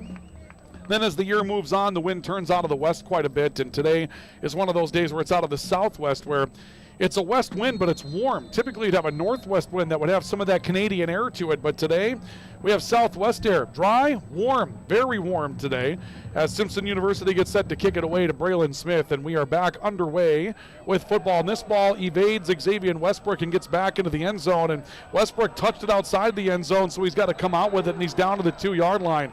Not a good start for the Vikings to their second half. That's not what you wanted to see at all if you're Valley City State. Xavier Westbrook had one take a hop on him. The Vikings are going to take over at their own 2-yard line, and this is a motivated Simpson University team that's now going to come out of the field and be even more motivated after they force the Vikings deep in their own territory. So 1st and 10 for Valley City State from their own 2-yard line. It's 24-7 Vikings on our LaRue Laco Financial scoreboard, and we get ready for the second half to begin with the Vikings out of the pistol. Joey Cave in the backfield, and Simpson's looking like they're bringing some heat on this play. Now Cave's going to step up under center, and now we're going to see a whistle. And man, the Vikings get called for delay. I got to tell you, folks, this is the slowest moving football game that we've had in quite some time. There has been absolutely no rhythm, no tempo to this football game since about the final 2 or 3 minutes of the second quarter. Tush push for the Vikings, not much there. Maybe the 2-yard line for Joey Cave, and that's it. And that's going to bring up a 2nd down and 10 after a half the distance penalty on the delay of game call. And it's taking a good 30 seconds just to undo the pile. Stop is made up front by Simpson's number 95, Ershad Lagarde, 305-pound senior tackle out of Torrance, California. Ball to the 2, and it's 2nd down and 10. Cave again out of the pistol. Marty Gone is his back in the backfield. Cave waiting for the snap, has it. Gone looking left side, found a hole off the guard, then the tackle, drives his way out to around the 8. Be a gain of perhaps 6. And a big 3rd down coming up for the Vikings. 3rd down and 3 coming up here for Valley City State. So the Vikings on 3rd down and 3, ready to come to the line of scrimmage and try to hold on to the football after being put deep in their own territory after a kickoff by Xavier Westbrook. Hit his hands, went to the end zone. He had to come out with it. 3rd down and 3 from the 9 officially for Valley City State. Cave again in the backfield. Marty Gone with him. 3 receivers, twin options left. Cave in trouble. Down back inside the 5-yard line and dropped. Huge play for Simpson's Nick Gonzalez, a linebacker, freshman out of Bakersfield, California, that comes up with a big stop on Valley City State. And Simpson's going to get excellent field position to try to make this a 2-score ball game after seemingly being out of the game to start it today. In the first quarter and change of this football game, Simpson University looked like they might get run off the field. And in the last 10 minutes of gameplay, Simpson has been the better football team. So Jim Miller for the Vikings will punt deep in his own end zone. And Simpson University will send Kiakila Orlando back to return it. Ground ball punt into this wind, and it's actually fielded at the 35-yard line. And then walking back with the football, Darren Miller, a safety who's tackled back at the 38. So he picked it up at the Viking 35, went back to the 38 with it, but Simpson University in prime position. 1st down and 10, the 38-yard line of the Vikings. 24-7 your score. The Vikings leading by 17, but Simpson with the football and a crowd that was listless while the Vikings were doing damage, now quiet and listless with some nerves, as Simpson has a chance to make this a football game again. Caleb Anderson out in the pistol with Ezekiel Anderson in the backfield with him. First down and 10 for the Redhawks at the Viking 38, 24-7 Vikings. And Caleb Anderson waiting for the snap. He's got it. It's a high snap. He'll take it. Gives to Ezekiel Anderson. Dropped from behind. Big play for the Vikings coming in from linebacker Mosiah Rogers-Taval. Call him a linebacker today. He had an interception to start the game today. Dropping back in coverage. He's played like a linebacker. Listed as a defensive lineman for the Vikings. Had no gain on the play as Ezekiel Anderson can't get away. And it's second down and 10. I love these play cards over on the Simpson sideline. They've got one now that has the Bengals logo, the spade from a card deck, and then 7 and 2.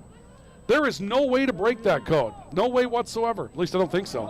And now movement up front, the Vikings point, and we may see Simpson working backwards. False start penalty coming up against Simpson University, 5-yard mark-off. And it will be second down and 15 for the Redhawks.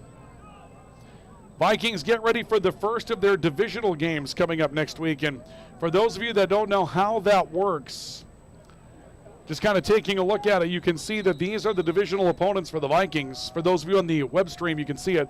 Montana Tech, Mayville State, Dakota State, Dickinson State, Rocky Mountain, Montana State, Northern. Those are the teams, and those are the games that will count as far as your chance to get into the playoffs. Anderson out of the shotgun at second down and 15. Running right, option pitch, near side of the field, trying to stretch the field. Cortinas, he's dropped behind the line of scrimmage. No gain. Khalil Toney, he'll lose yardage. Back to the 47-yard line. Be a loss of perhaps 4 yards on the play. Brings up third down 19, third down 20 coming up here for Simpson as they get to Eli Cortinas in the backfield for a loss. But those divisional games with the Frontier Conference receiving 2 automatic bids into the NAIA playoffs, the way it works, if you divisionalize, you must give them to your divisional winners. You can't load up and give both of the playoff bids to one division to try to stack the deck. So each division gets a spot. Third down, 19, 4 receivers. Anderson drops back against a 4-man rush. Throws near side, wide open receiver, incomplete. James Webster had his hands on the ball inside the Viking 15, and it squirts through. Gavin Gerhardt came up in coverage. He was the deep safety supposed to double team on James Webster. Gerhardt looking at the sideline, knowing that he got away with a mistake, and Simpson will have to punt the football. Boy, the Vikings brought just 4, had 7 back, and Simpson still got a man wide open behind the cover 2 shell. Punts away. High, wobbly kick. Xavier Westbrook, fair catch, then watches it bounce, and it goes into the end zone. And a nice read for Xavier Westbrook as the Vikings will buy some field position as that ball bounds into the end zone. Vikings still leading 24-7 on your LaRue Laco Financial scoreboard. And it'll be first and 10 for Valley City State. They don't know where to spot the football here. They're going to bring it back to the 20-yard line. I believe the umpire was taking off, going back to where the ball landed, and nope, that's not where that goes. They'll bring it back to the 20 on the touchback. And so the Viking offense will come onto the field. They were backed up the last time deep in their own territory. This time a bit of breathing room to work with. Joey Cave back at the quarterback's position. 3 receivers. 2 options to his left on first and 10. He'll throw to the left side. Westbrook looking for a block on the screen. Got it. Outside the numbers down the sideline. 40 to the midfield. Trying to cut back middle. Broke a tackle at the 40. He's inside the Red Hawk 38-yard line.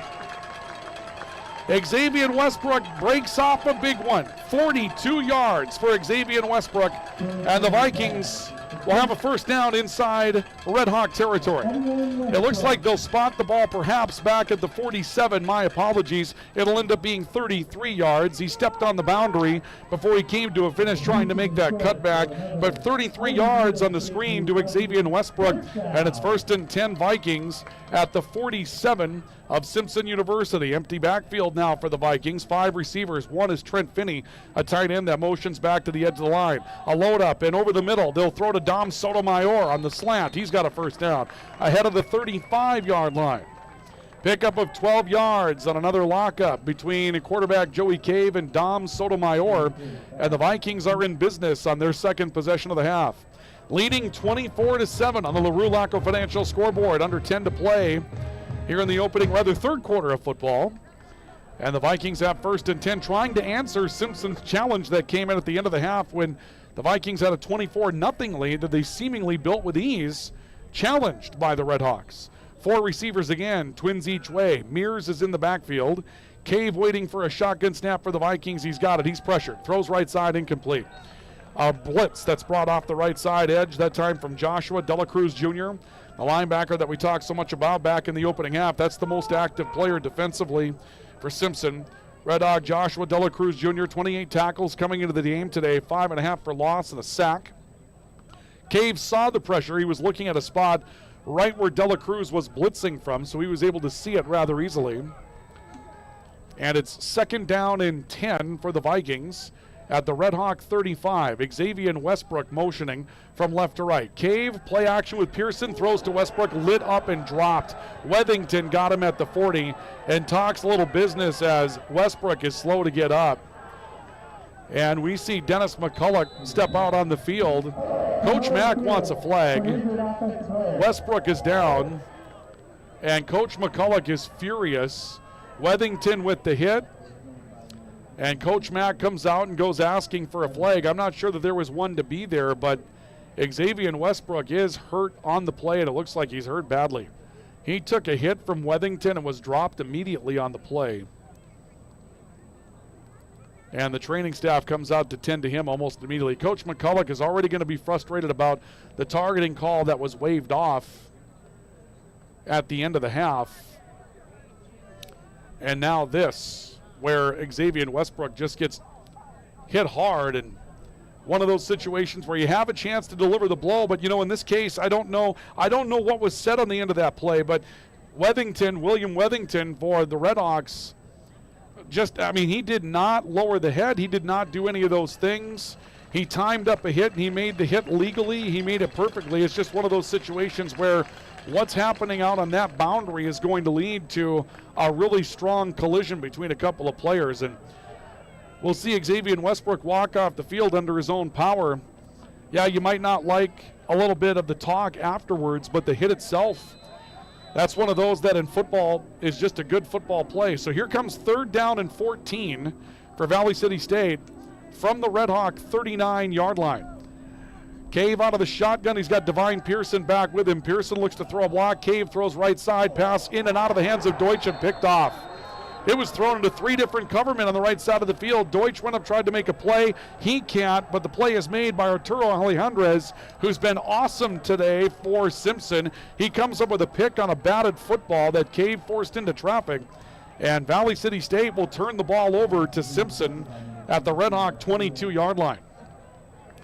9 minutes to play in the 3rd quarter. The Vikings come out smoking and end up turning the ball over, and Simpson, with momentum back, will take over with the football. 1st down and 10 at their own 22. So another gut check time coming up here for the Viking defense. Red Hawks back on the field. Ezekiel Anderson will end up being the tailback in this situation for Caleb Anderson, who comes out waiting for a shotgun snap. Pair of receivers to his left on 1st down and 10 from his own 22. Anderson takes the snap, looking middle. Pressured, lost the football. It's on the ground. He goes back to get it and will cover it up at around the 23-yard line. Maybe a gain of 1 on the play by the time the final spot of the football is recorded. And it will be 2nd down and 9. That's an interesting way to pick up a yard. Okay, so you lose the ball. You have nobody to throw it to. You lose the ball, and you recover your own fumble. They've got rules against other players on the offense advancing a forward fumble, but if you're the man that lost it, apparently it's green flag racing if you can pick it up and go with it. 2nd down and call it 9 for the Red Hawks. A drop back and a little screen pass throw to Anderson, being pursued from behind. Anderson gets a block, however, runs his way towards the boundary at the 25 and is out of bounds near the 30. And now another whistle.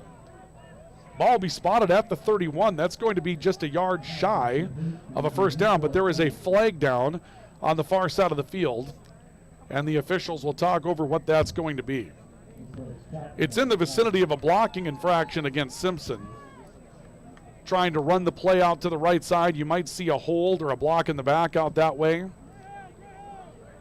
Vikings might have put a hand to the face. If you're looking for something that would go against the defense in that vicinity, let's see what it's going to be.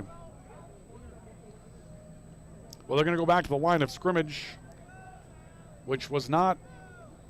Yeah, they're at the 23. Okay, they're going to call an unnecessary roughness penalty against Carson Seaman, who's a tackle for Simpson University. That's the second time that a Red Hawk has been flagged for unnecessary roughness today. The first time the penalty was declined. Ball's going to go back to the 12 in this situation. And it becomes first down and 20, it would appear, for the Red Hawks. Now back at their own 12-yard line. 24-7 Vikings on the LaRue Laco Financial scoreboard, approaching the halfway point of the third quarter of football today. Caleb Anderson surveying. A pair of receivers to the left. He's got Ezekiel Anderson in the backfield with him. Not quite a pistol. Look, Anderson even in the backfield. They'll motion a tight end across the formation. Caleb Anderson rolling near side, looking in the flat, throws. Pass caught at around the 16-yard line. Catch made by Trevor Thomas. Thomas, the starting tight end, had 3 grabs for 24 yards on the season coming into this one. And he'll pick up about 5. Maybe 4. Third down and 16, it would appear, coming up for the Red Hawks. So here comes third down, a chance for the Vikings to get off the field after turning the ball over a couple of moments ago on a drive that it seemed like was moving down the field rather well. Here comes third down and 16 for Valley City State. Caleb Anderson will take a snap out of the pistol. Ezekiel Anderson to his left. Caleb Anderson in trouble, hit, got out of it, rolls near side, steps out of bounds. That'll be a quarterback sack. He's out of bounds back at the 12. The Vikings had pressure immediately to Quez Chapman coming in. Also some help on the edge from Mosiah Rogers-Tavau, who's been great for the Vikings today. And it does go into the books as a sack. It'll stop the clock. And actually does not stop the clock. 6:45 to go here in the third. And the Vikings will run a pair of men back deep to receive a punt. That will get a burst of wind here off the foot of Braden Smith, the freshman kicker from Camarillo, California. Stands a couple of steps into his own end zone to punt the football and gets it away.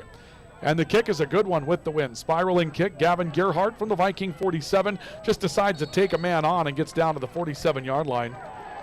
And now we got more going on the sideline. The Vikings react to that after a stop from Nick Gonzalez. And everything. Now we're going to see a media stoppage, I believe, here on the field. So we'll have a media timeout with 6:23 to play here in the third quarter. We'll finish that thought about the game going forward here in a moment. Vikings will have it at the Red Hawk 47-yard line, leading 24-7 on the LaRue Laco Financial scoreboard. We're back with more in a couple of moments on Viking football. When your team, school, or business needs custom apparel or promotional products, Rambo is here to help. With over 40 years of industry-leading experience, state-of-the-art machines, and dedicated employees, we have the tools and facility to handle any job. With online ordering solutions for sports teams and businesses alike, you can count on us to get the job done correctly and on time. To get your next project started, contact Matt or visit us online at rambo.com. Hi, this is Clint from Central Avenue Health Mart Pharmacy in beautiful downtown Valley City, your only locally owned pharmacy since 1989. When you're locally owned, you care about your community and your customers. We offer a great selection of gifts and toys, as well as yarns, fabrics, sewing, and crafting. We are here for you from 9 to 5:30 weekdays and Saturdays 9 to 1. For all your pharmaceutical needs, give us a call, 845-5280. Health Mart, taking time to listen and care. Media stoppage with 6:23 to play third quarter. The Vikings leading 24-7 on our LaRue Laco Financial scoreboard. Viking homecoming 2025. Joey Cave out of the shotgun, looking to give the ball away. Does, up the middle of the field for Marty Gone, who will take it to the 46 for a gain of 1. Divine Pearson for the Vikings, kind of the starter for Valley City State, and everything we're told by the Viking staff is that Divine Pearson is 100% and healthy, but the way that we've seen him play recently would not indicate that to be, at least, would indicate that assessment to be suspect anyway. He hasn't seen a lot of touches. Second down and 9, screen pass to Gone. Left side spinning back of the middle, nowhere to go. He's hit right at the line of scrimmage. Couple of men there for Simpson University, led by Nick Gonzalez, who comes up with a tackle. Some pressure from Casey Mina, who had some early moments for Simpson today defensively as well. And here comes 3rd down and 9. But Divine Pearson not on the field here, so they rotate between Mears and also Gone and Pearson. And part of what's happening here is the fact that this game is not a divisional game. And things really change when you have that to play for. And we'll have more on that in a second. 3rd down and 9. Cave out of the shotgun, dropping back. Good protection. Throws right side. Pass caught. Xavier Westbrook back on the field. Stepped out of bounds. Right around the 37 of Simpson. And it looks to be short of a first down. I would expect the Vikings to keep the offense on the field. They're going to spot it at the 38-yard line. They do need the 37, so it's 4th and 1. And let's see what the Vikings do here. Trent Finney comes up. We're going to see the tush push again. Cave getting a push from Mears. And the Vikings believe they have a first down, and so do the officials. It'll be 1st and 10, Valley City State. Going back to what we were talking about with divisional games, you know, years ago in the NAIA, you can't afford to lose anything, right? You're outside the top 20. There's only 16 playoff spots. You can win your conference, be outside the top 20, that's it. The Vikings had a run-in with Azusa Pacific back in the day, won the league, had Azusa at the end of the year. They knew that was a playoff game. One of you will be in the playoffs, one of you won't. It wasn't a playoff game, but you needed that to be in the top 20. It's different now, and that may allow you to do some different things in this moment. 1st and 10. Cave dropping back, throwing right side. Almost a ground ball, caught by Westbrook. Westbrook will be stopped at around the 31. Casey Mina coming over to make a stop on that play again, and there is an injured Louis Sanders as well for Simpson that's slow to get up. But when you've got the divisional games in front of you, and the Vikings have those coming up, these games don't matter for Valley City State anymore as far as your ability to make the playoffs. So what that means is that you're in a situation where starting next week with Rocky Mountain here, those are your 6 games that will determine what you do as far as getting into the postseason. That's it. And you've got Rocky Mountain, you've got Mayville State, you've got Dakota State, you've got Dickinson, then you've got Montana Tech, and you've got Montana Northern. I mean, that's what you got. Those are the games that you have. And so in this moment, you want to win the football game, sure. But if players like a Divine Pearson, not 100% healthy, you don't feel like you need to get out of him what you can right now. You have a chance to wait for those moments until you get to a divisional game. And that may be one of the reasons why the Vikings are a little bit more, I guess, deliberate with the way that they play some players that are going to be a big part of it. Now, Divine Pearson is going to come onto the field here on 2nd down and 5 as the injury timeout has been resolved. 3:43 to play here in the 3rd quarter. Vikings leading 24-7. Pearson play action, throw right side. Westbrook through his hands, nearly picked off again. It'll be incomplete. Xavier Westbrook, the intended receiver. Guess who is in the vicinity? Arturo Alejandres. He has had an unbelievable game today for Simpson. I mean, we've said his name a million times. Been all over the field in coverage, tackles. He's been a really, really solid player. And in the numbers that we saw for a pregame report, there was just, he wasn't on the map. Here's 3rd down and 5. Cave taking a look to the sideline. Jake Deutsch wide to the near side of the field. He'll be single covered. There's no safety on this play for Simpson. And I'm sure Cave saw it. He takes a look, throws screen pass to Divine Pearson. Looking for a block from Dom Sotomayor, and then Pearson stiff arms a man right to the yards to gain marker. I think he's short. Let's see where he stepped out of bounds. It's right around the 26-yard line. It's going to be 4th down, I believe. They're going to spot the ball at the 26, and they are about a half yard away from a first down. So 4th down and inches for the Vikings. Cave back under center, and he'll get the push this time from Divine Pearson, and that will take him out to the 25, and that'll be a first down. So the Vikings use the tush push again. 1st and 10 of the 25. I'm sure there are just plenty of people that absolutely hate that play call because it's hard to stop, right? 1st down and 10. And the football at the 25 of Simpson University. Joey Cave waiting for a snap from Marty Gone. Or actually, rather, with Marty Gone in the backfield with him. Xavier Westbrook motioning from left to right. Cave looking near side, pump fake, drop the ball. It's on the ground, and he's got it back. He was looking for Jake Deutsch on the hitch and go, but the ball was dropped, and that'll be a loss on a quarterback sack back to the 31. Loss of 6 yards for the Vikings. Still 24-7 Vikings on the LaRue Laco Financial scoreboard. The game has been in the absolute doldrums the entire third quarter. Not a lot for either team to really get excited about at this point. 2nd down and 16. 3 receivers, 2 options right. Xavier Westbrook in the slot. Dom Sotomayor near side. He'll be single covered on this play. Cave dropping back, looking middle. Rolling left side, looking downfield off his back foot towards the end zone, picked off again, incomplete. That's just a good defensive play by Xavier Westbrook because he took an interception right out of the hands of Simpson University's defensive back on the play, who again was, guess who? Arturo Alejandrez. Another breakup for him. Joey had yards to run, and at times throughout the season we've seen him take off and move with the football. And I hate to say it, but Joey Cave has had some struggles throwing the football today. We've seen underthrown balls. We've seen balls that have not come out tightly. And he's a way better passer than what we've seen in a couple of those occasions. I don't know if there's some indecision out there. Nonetheless, here come 5 receivers on 3rd down and 15 for Valley City State. Will Fall checking in a tight end. Cave rolling near side, and this is just playground football right now. Cave across the 30 for a gain of maybe a yard, but I'm not sure what the intent of the play even was. He was rolling, then just started looking, and a whole bunch of defensive players coming down on him, and the ball's at the 30. It's a 47-yard field goal try against the wind from this point. I would almost expect that the Vikings would keep the offense on the field on 4th down. Clock's going to roll inside, a minute to play before this snap. They're going to take Nick Mears out. They'll bring Owen Quayle into the matchup. And so on 4th down and 15 from the Simpson 30, the Vikings will take the snap. Drop back by Cave, surveying the field. Rolling, looking towards the end zone for Westbrook. That is picked off.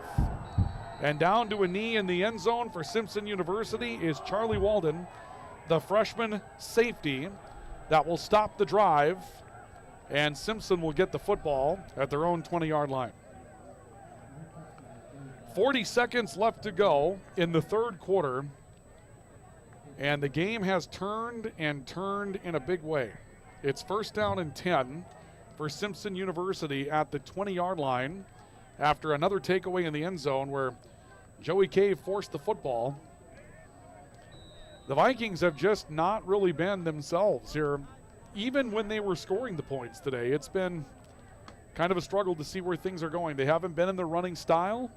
Joey Cave hasn't run the football as much as we thought. Caleb Anderson will come back on the field for Simpson University on 1st down and 10. With Simpson the ball at their own 20-yard line following the touchback. Ezekiel Anderson trying to stretch out towards the right boundary. And Anderson steps his way across the 25, got a late push along the sideline, and will be out of bounds circa the 28. Called the 29, pickup of 9 yards for Ezekiel Anderson. And now we have an injured Viking. So we have an injured Viking on the field. That gives us an opportunity to take a look at some of the numbers that we have at the moment. Caleb Anderson, 8 of 10, 95 yards. Those are his first half numbers. As far as rushing the football for the Red Hawks, Caleb Anderson, I don't know that they've updated the statistics on the live stats. Let me see. Yeah, let's see here. They've got Gomez, 2 catches for 34 yards. Let's see what they gave us in the halftime report today. Gomez, 2 catches for 34 yards. Ramirez, a catch for 17. Caleb Anderson, 8 of 10 for 95. Yeah, I mean, we're not seeing anything different as far as the live stat numbers. They may be having some issues with those over in the other booth, if you will. They've got Joey Cave at 7 of 13 for 62 yards. Yeah, so we're not – they got it going there for a while, but they're still stuck at the 14:55 mark of the third quarter. So no additional numbers to give you. I know they were having some problems with their live stats feature before the game got started also. And now Dennis McCulloch, the head coach of the Vikings, coming out on the field to check on an injured player. It's going to give us a chance to take a timeout, which we will do. And we'll continue with more Viking football coming up. Valley City State leading by a score of 24-7. 24 seconds left of the third quarter. We're back with more in a moment. Hey college students, are you looking for a part-time job that works around your schedule, pays well, and gives you free money for college every year? McDonald's offers all of it. We can work around your schedule, and we give $2,500 scholarships to everyone who works for 3 months and averages 15 hours per week. That's 2 full shifts a week or 3 shifts of 5 hours. It's that easy. Let us help you become our next scholarship recipient. Come join our team. Text ND29 to 38000 to apply today. Orthopedic pain is limiting. It's unpredictable. And when it disrupts the way you move, it disrupts the way you live. Life is better when you feel empowered to move the way you want, when you want. And that's where our experts come in. We're your guides to orthopedic and sports medicine treatment options that can manage your pain, rehab your injuries, and restore your confidence. Take back the freedom to move. Explore your orthopedic options at Sanford Health. Welcome back to Viking football after the injury situation. Anderson on 2nd down and 1 for Simpson. Hit in the backfield but steps out of a sack, throws right side, and the pass is caught by Ezekiel Anderson and up for a first down. And here comes a flag against the Vikings on the far boundary. We'll see an unnecessary roughness penalty coming up against Valley City State with 11 seconds left to go in the third quarter. I don't know. If you're a Viking fan today, this one's been a little hard to watch since the end of the first quarter. I don't know if it's a focus issue or if there are some injuries that we're not aware of, but right now things are a little loose for Valley City State. And a 15-yard penalty that will be tacked on to the end of that run. And they took it to the 33, so this will move out to the 48 for Simpson University. And this is still a doable game. It's a 3-score game, 24-7. But the Vikings scored the first 24 points in the first 20 minutes of the game today. And after that, it's been pretty even. The Vikings have had some struggles, throwing the ball away quite a bit, and Simpson's had a bit more poise. First down and 10. Little keeper here on the right side for Caleb Anderson, and Anderson run out of bounds at around the Viking 47-yard line. Maybe a gain of 5, maybe 6. They're going to put it down at the 46-yard line. Gavin Gerhard coming over to escort him out of bounds, and that'll be the end of the third quarter of football with Simpson University moving. It'll be 2nd down and 4 for the Redhawks. It's 24-7 Vikings on the LaRue Laco Financial scoreboard as we go to quarter number 4, and we'll have it for you coming up in just a couple of moments. Viking football continues next. Experience the thrill, feel the passion, and join the excitement. Tickets on sale now at VCSUVikings.com. Lang hard to the basket with a two-hand flush. He burst through it. He's to the end zone. Touchdown, Valley City State. Here's the game-winning shot. Does it go? Yes, it does! Nelson on the attack. Holland can't make the play. The Vikings sweep the Jimmy. When you're craving the taste of juicy, flavorful, locally sourced beef and pork, look no further than your locally owned Valley Meat Supply. At Valley Meat Supply, we take pride in bringing you the finest cuts of beef and pork straight from local producers. So whether you're planning a mouth-watering barbecue or a cozy family meal, choose Valley Meat Supply for the highest quality, locally grown beef, pork, and award-winning jerky, sticks, and sausage. Valley Meat Supply, West Main, Valley City. Your taste buds will thank you. We go to quarter number 4, Valley City State leading by a score of 24-7, but Simpson University with a football at the Viking 46-yard line, looking at 2nd down and 4. A throw to the right side of the field, and this is caught on the right side of the field for Simpson University by Eli Cortines. He gets the sideline and drives down the field. Multiple flags come out on the end of the play as the ball ends up inside the Viking 25-yard line. So multiple flags out on the end of this one. And we'll see what the call is going to be here as there was contact along the boundary. They have him out of bounds, Cortines, at the 29. And multiple flags coming out at the 29-yard line, 10 seconds into the fourth quarter of football. The first down should stand. If there's offsetting penalties, I guess that would be the only thing. And they've moved the chain gang already, so you would think that this ball, well, it's going to be dead ball. So if it was offsetting penalties, the First down would stand anyway because this will be a dead ball foul. But let's see what happens here. Official still talking things over on the far side of the field.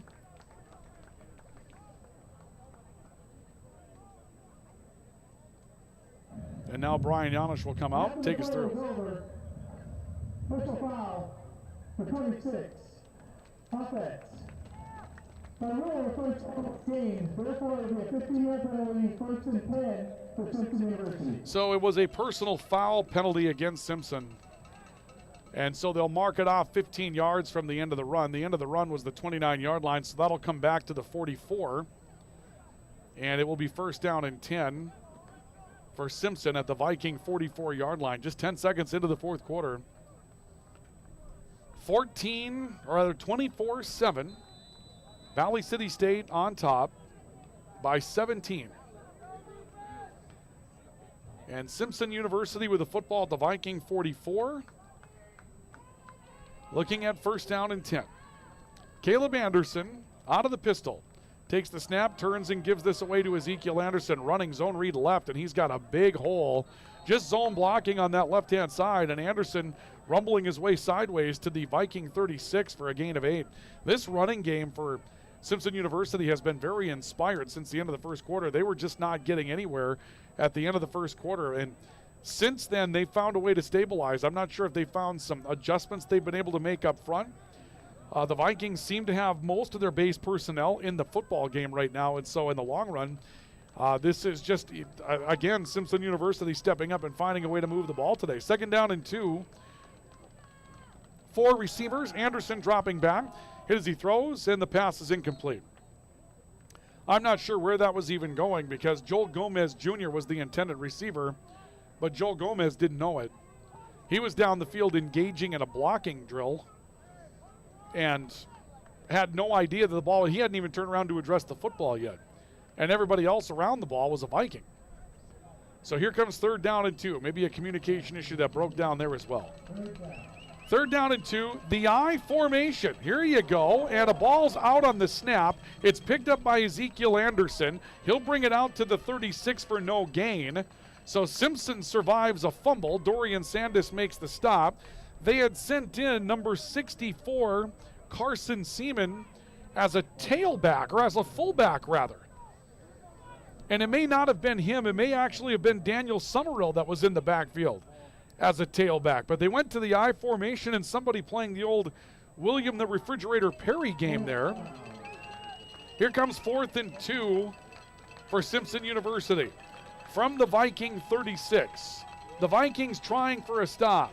Rolling, Anderson throwing in the flat. He's got Bush on the catch, and Bush is out of bounds for a 1st down inside the Viking 30 at the 28-yard line. That'll be a gain of around 8 yards, and that's enough for a 1st down. So 1st and 10 for Simpson. They pick it up on 4th down and move the ball to the 28 of Valley City State.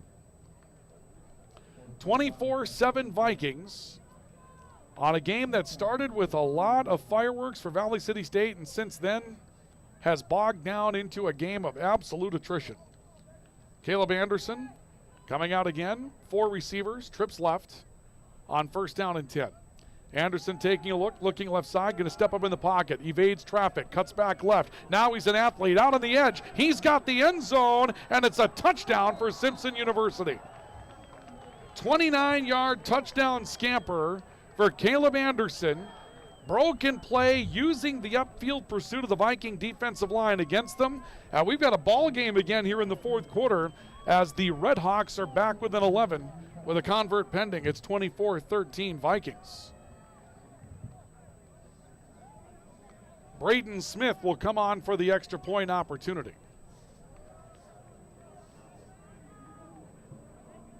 So Smith will stand ready to try to make this a 10-point game, and he does so. That kick is good, and homecoming has picked up some new life here at Dakota Bank Field in Locken Stadium. The Vikings 24, the Red Hawks 14, 12-20 left to go in the fourth quarter. Long way left in this one. We'll come back with more Viking football next. Lever's Foods, best quality, best price. Lever's Foods, best service, they're nice. Lever's Foods, they make everything right. All this week, shop the fall kickoff sale at Lever's and save on General Mills cereals, 2 for $6. Campbell's condensed soups, 4 for $5. Our Family barbecue sauce, $1.89 each. Our Family potatoes, 5-pound bag, just $1.99. And pork loin rib chops, only $2.99 a pound. Delivery is available by calling 845-1732. Lever's Foods, Valley City. Welcome back to Dakota Bank Field, Locken Stadium. Vikings leading 24-14 over the Redhawks of Simpson University. And Braden Smith will come on to kick it away after Simpson goes down the field and scores and turns this into a 2-score football game. This is much like they came to life after a couple of bad breaks against Mayville State last week. Xavier Westbrook, middle return, trying to make a couple of men miss, and he will make his way out to around the 35 and is down to the 38. And now this Viking offense has got to come on the field and start to execute. Throwaways today, some bad issues that have come up all the way around for this Viking offense. And it's one thing to say last week, okay, got out of town with a win, but now this Viking offense has to come out and show you who they're going to be, or they're going to give the ball back to Simpson University and a team that feels like they're right in competition here. And Marty Goen will come out as the tailback with Joey Cave to get this possession started. So it's 1st and 10 for the Vikings at their own 37-yard line. Pair of receivers left. Cave takes the snap, gives to Goen. He found a big cutback lane on the left, drives his way forward, getting low, and is out to around the 43 for a gain of about 6 yards. Stop for Simpson University coming from Case Young. It's time for the Minnesota Twins on the Voice of the Valley. 1490 KOVC AM Valley City and 96.3 K24.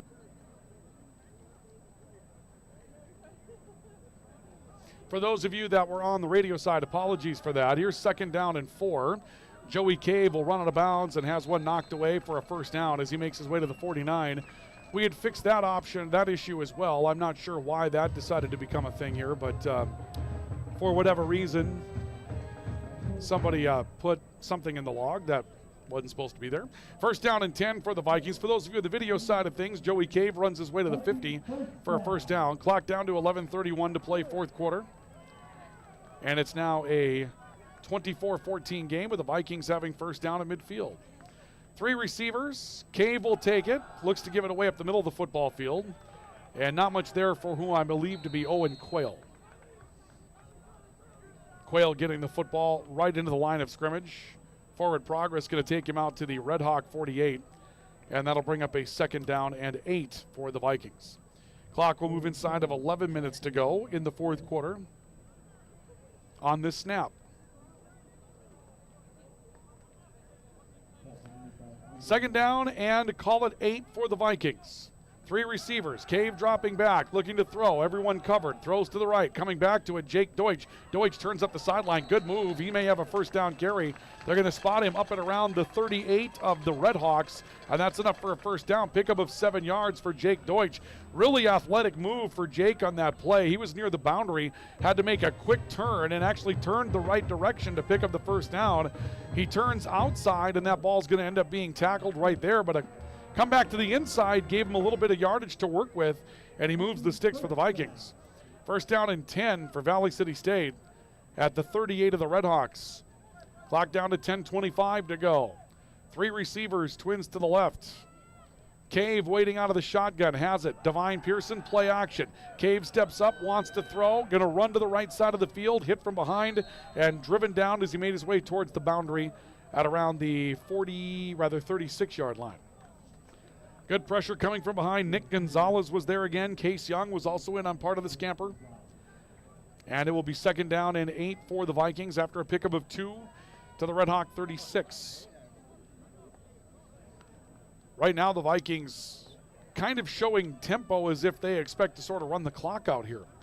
There's a long way to go. Trip triangle bunch left side of the field for the Vikings on 2nd down and 8.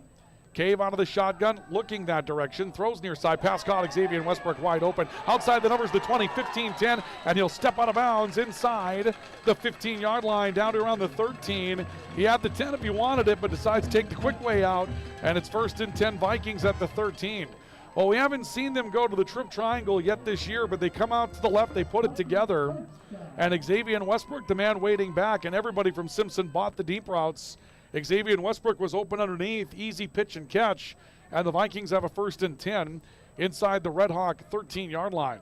Turn, play action by Cave, rolling, troubled, throws to the near side of the field. There's no one there. You're going to see a flag here. That would be a loss of down penalty. Was Cave outside the tackles? They're going to talk about it. The umpire hasn't brought the ball back to the line of scrimmage as of yet. They're going to say the quarterback was outside the pocket, so has the opportunity to throw the football away. That'll bring up 2nd down. The play action for the Vikings really hasn't fooled Simpson at all today, because the Vikings haven't really shown a propensity to run the football except for Joey Cave. So right now, you go to the play action look, and Simpson's not really biting. They're covering everybody, and that's why there's nobody home and open to throw the football to. This time they'll give it to Marty Goen, and Goen will sneak his way to perhaps the 11 for a gain of 2, and here comes 3rd down. This is a very big play in the football game. Under 9 to play 4th quarter. The Vikings leading 24-14. And if Simpson gets a stop and even forces a 3-pointer, they're still in a 2-score game with Valley City State. The Vikings put one in the house for a major, and it's a 3-score game with half the 4th quarter to go. So this is a big play for Simpson University. 3rd down and 8 for the Vikings from the Simpson 11. Cave, hitch and go, pressure. Rolling right side, throws, incomplete. Way over the head of Owen Quayle. And here comes the Viking field goal unit to try to push the lead to 13. So the Vikings will come onto the field. Walker Brondis will attempt to make this a 13-point game out of the hold of Nick Mears with 8:26 to play in the 4th quarter of football. It will be a 28-yard field goal attempt. Brondis ready. Snap is a good one. Hold is down. Kick is on its way. Took a little something off it for accuracy and drilled it. Walker Brondis has a field goal for 28 yards out. The Vikings have a 13-point lead. 27-14, Valley City State by 13 with 8:22 to go in the 4th quarter. We have a timeout on the field. This is our coverage of Viking football on the Voice of the Vikings, the Voice of the Valley, KOVC. Are you on the right financial path? Are all your financial professionals on the same page? At LaRue Laco Financial, you can be assured that your investment professional and tax professional are working together. Call Ryan LaRue or Chase Carpenter at 701-845-6938. Securities offered through LPL Financial. Member FINRA, SIPC. We'll make our way to 8:22 left to go in the 4th quarter. Vikings at home next week to take on Rocky Mountain. And that will be here at Dakota Bank Field and Locken Stadium. That game will be a noon kickoff, I believe, coming up tomorrow. And not tomorrow, but Saturday rather, an 11:30 pregame report against the Batlin Bears. This is the first of 3 straight home games for the Vikings. On October 11th, they have Mayville State University coming to town for a 1 p.m. kickoff in that matchup. Then it's off to Madison, South Dakota. Back here with Dickinson State. Viking website still has Dickinson State ranked 11th. They're actually ranked 20th. And then Montana State Northern, Montana Tech. That's how it finishes. 2 long road trips for the Vikings. They'll go to Havre. They'll go to Butte. But this is the first of 3 straight home weekends for Viking football. Walker Brondis will kick it away. The Vikings leading by 13. First scoring that they've had since the 11.5-minute mark of the 2nd quarter. Kick from Brondis will go into the end zone. And Simpson University will bring it out to the 25. Vikings need a big defensive stop. Dennis McCulloch walks out onto the field, the head coach of the Vikings, trying to rally the defensive troops. Dave Roush right there to his right, trying to get those troops rallied up as the Viking defense goes out thinking that this is their chance to try to put a little ice on it. They can stop Simpson here, get the football back, take a little time off, and maybe you shake off some doldrums here and you get ready for Rocky Mountain coming to your place next week. We'll see. Simpson's going to have other plans. Nice touchdown scamper of 29 yards on Simpson's last possession by quarterback Caleb Anderson. And Anderson comes out and gets another series. Seems to be settling into that quarterback role. They haven't rotated a lot here second half. Anderson again, calling his own number near side. Hit and will be dropped right around the 29-yard line for a gain of about 4 for Caleb Anderson. Tequez Chapman coming over on most of the stop. That has been the difference for Simpson. When they committed to Caleb Anderson being a running back or a running quarterback, things got a little bit easier for the Simpson offense. At the beginning of the game, handoff after handoff in the backfield, there was nowhere to go. They were constantly being brought down 3-4 yards behind the line of scrimmage, but the changeup is what's loosened up the Viking defense today. 2nd down and 6. Anderson takes the snap, gives, and then takes away from Ezekiel Anderson, and Caleb Anderson dives, makes his way out to the 29. That fake was so good that Viking defensive lineman Savili Hypo Castillo Laval just hit Ezekiel Anderson in the backfield and dropped him as if he had stopped the runner. I mean, that was an unbelievable zone read fake by Caleb Anderson. Here comes 3rd down and 1 from the Red Hawk 34. Another one of those big plays in the game late. Vikings by 13. 3rd down and 1 for the Red Hawks. They give to Anderson. He's brought down behind the line of scrimmage. Aiden Russell comes up with the tackle. He had help from Khalil Toney coming in. Straight give to Anderson. He's dropped for a 2-yard loss. It's 4th down and 3, and we'll see if the Red Hawks feel like now is the time to push all the chips in. It'll be 4th and 2. They'll put it at the 28.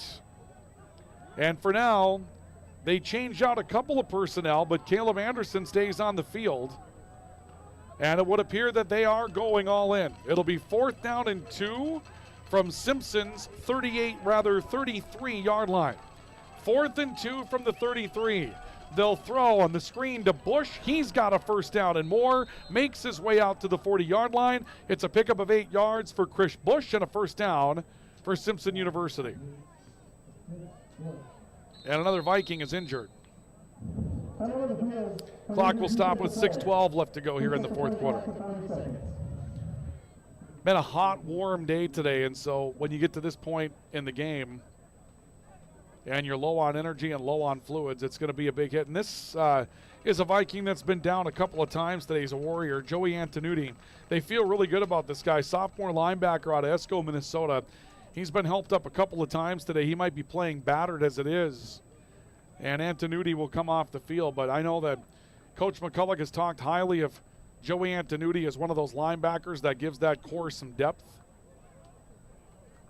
Being helped off right now, I'm not sure if there's it looks like a bit of a leg issue. Looks like a bit of a hitch in the giddy-up, as they say, but also getting some support off the field as if maybe he took a bell ringing as well. 1st down and 10 for Simpson at their own 40-yard line. Clock moving, 6 minutes and change to go.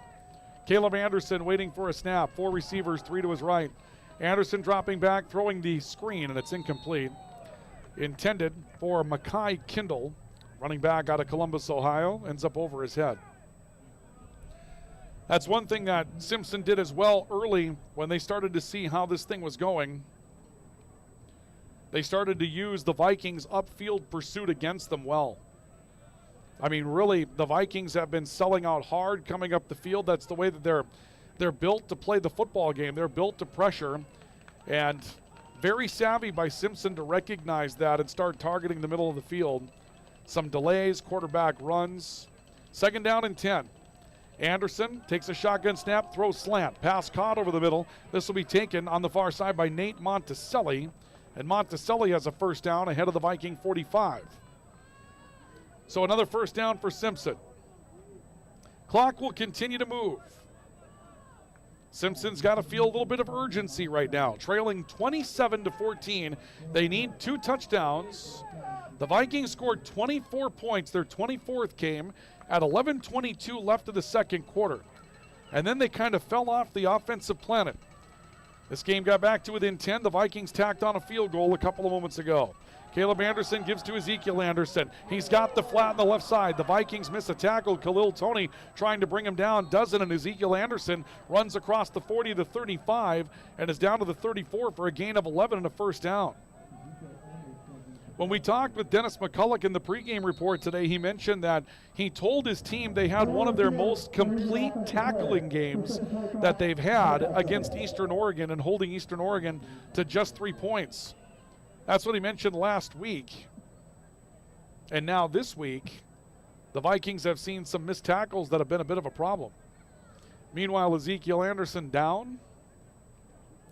Been a long football game. This kicked off at 2 o'clock, and we're going to play really towards 5, which we didn't expect at all. We were expecting on bringing you the Minnesota Twins today in progress, and usually you feel like a college football game is going to take you down to about the 4:30 mark if it kicks off at 2 o'clock in the afternoon, but we mentioned there's been absolutely no tempo to this football game at all, really since the end of the first quarter. It has dragged on. First down and 10 from the 33-yard line. That's for those of you on the radio side intending to join the Twins in progress, finishing up the season. They've got a couple of games left to go. Then that season comes to an end. Out of the gun, Caleb Anderson. On 1st and 10, Anderson will give this away stretch play to the right side of the football field, and new ball carrier for Simpson University is Mekhi James, who is a cornerback out of Wichita, Kansas. And James will carry for a gain of about 5 yards on the old-fashioned stretch. 2nd down and 5.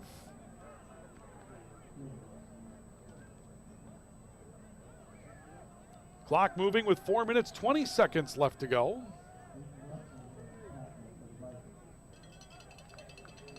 And Caleb Anderson waiting again for a shotgun snap. He has Eli Cortinas in the backfield. We'll throw it to Cortinas out around the numbers at the 30, and Cortinas will hop himself out of bounds as he got to around the 27. That may be just enough for a first down. We'll see.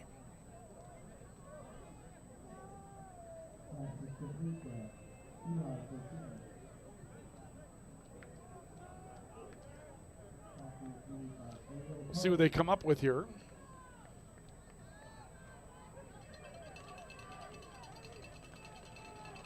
And it will be 3rd down and 5. My mistake, 3rd down and 5. I thought this ball was a little bit further up the field. But 3rd down and 5. They got him out of bounds at around the 28. I may have had him up the field a little bit further. Caleb Anderson out of the shotgun, taking a look, going to be under some pressure, trying to run away, still running, tripped up but stayed away from that. Now running back towards the right side, got a block, looking towards the end zone, throws off his back foot for a jump ball, caught, touchdown. It's going to be incomplete. They'll say the ball hit the turf. That was an unbelievable play that was just produced by the escapability of Caleb Anderson. He throws into the end zone for a target. He had James Webster there. Webster came down with his hands on the football, hit the turf, and the ball hit the ground is the call.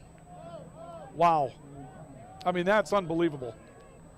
Vikings, all kinds of pressure today. They've had quarterback sacks that have just not registered.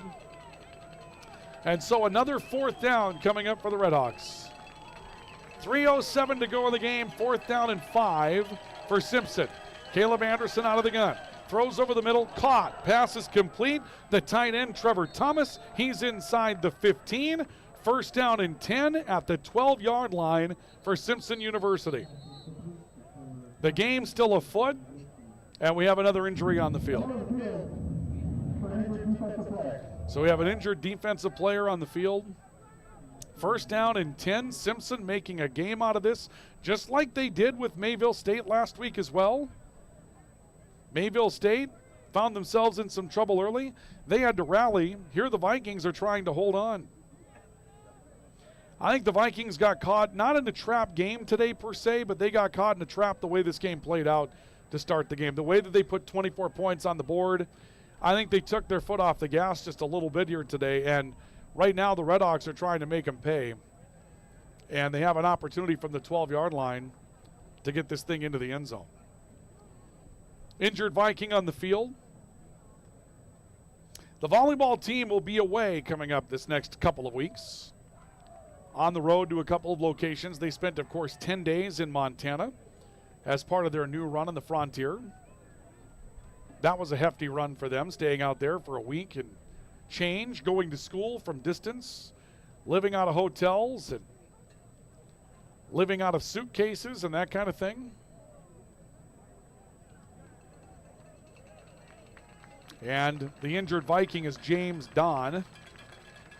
And Don will come off the field.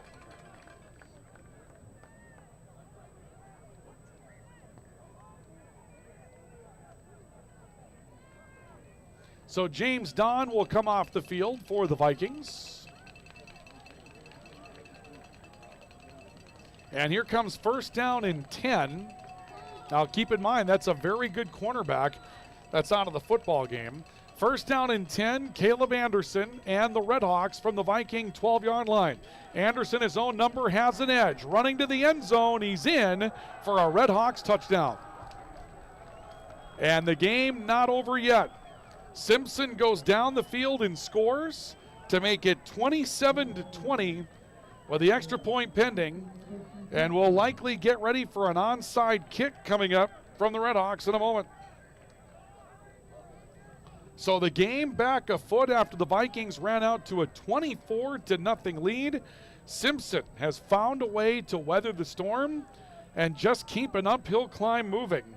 And they're back within a touchdown as Braden Smith for the extra point. It's up and it's good. And with 2:41 to go, your score on the LaRue Laco Financial scoreboard. The Vikings 27 and Simpson University 21. We'll come back. Onside kick coming up. This is Viking football. When your team, school, or business needs custom apparel or promotional products, Rambo is here to help. With over 40 years of industry-leading experience, state-of-the-art machines, and dedicated employees, we have the tools and facility to handle any job. With online ordering solutions for sports teams and businesses alike, you can count on us to get the job done correctly and on time. To get your next project started, contact Matt or visit us online at rambo.com.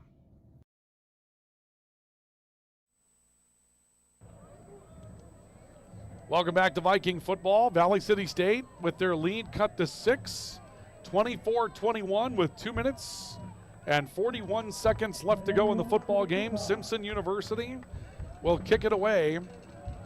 The Vikings have 10 up within about 15 yards of the football, expecting an onside kick from Braden Smith. And instead he kicks it deep. Xavier Westbrook calling fair catch at the Viking 5.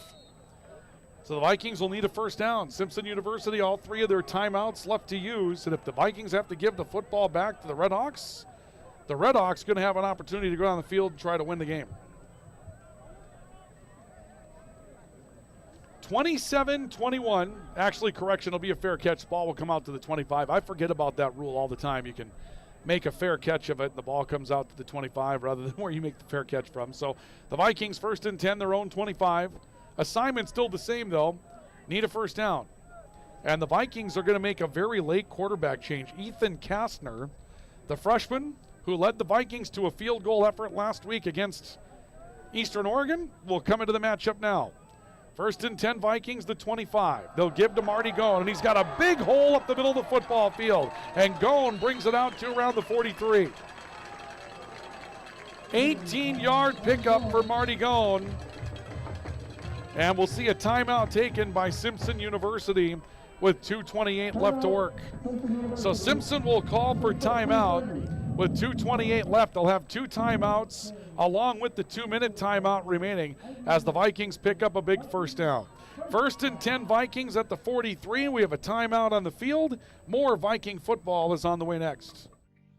Hey college students, are you looking for a part-time job that works around your schedule, pays well, and gives you free money for college every year? McDonald's offers all of it.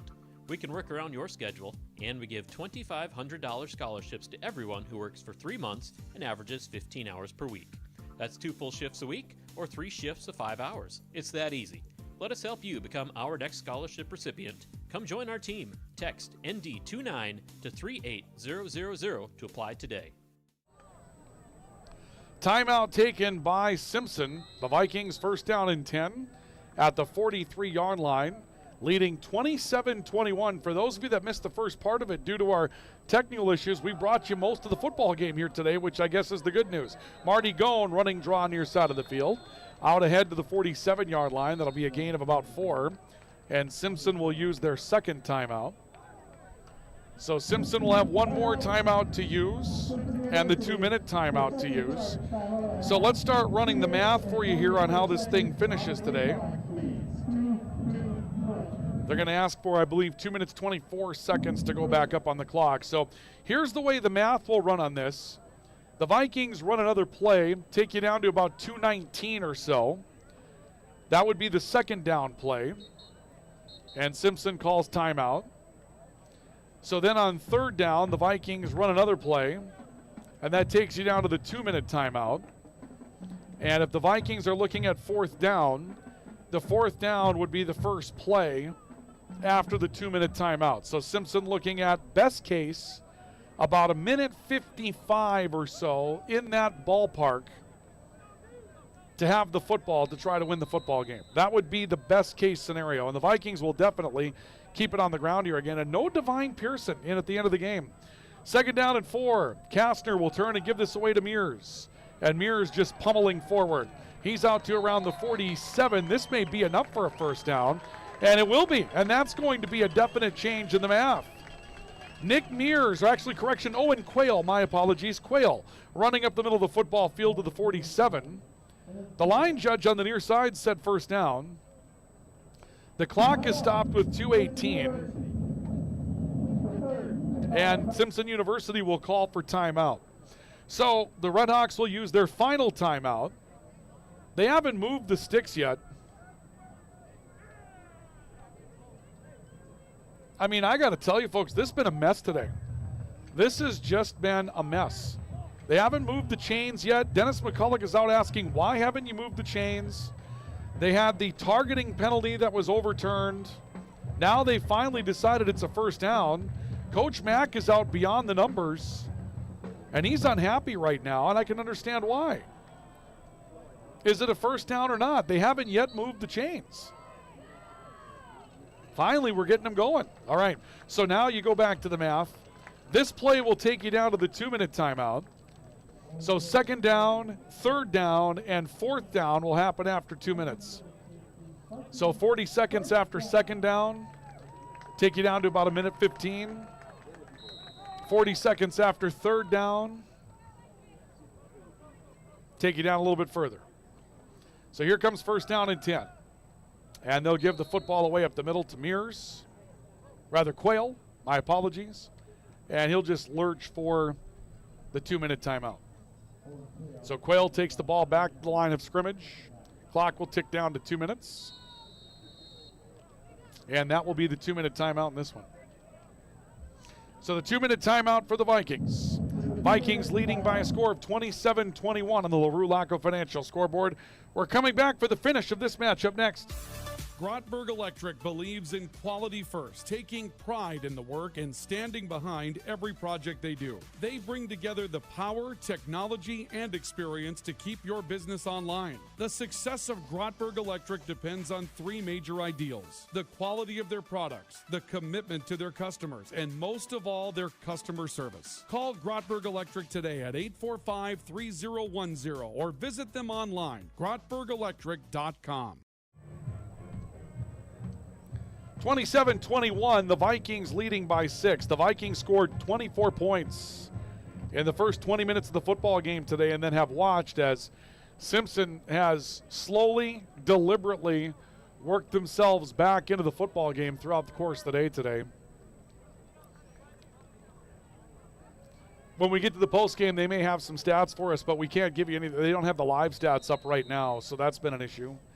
And we can't really tell you where the numbers are. Ethan Kastner on second down, waiting for a snap. Divine Pearson attacked right at the point of attack and is dragged back after he got to around the 46 for a gain of 1. So here comes third down.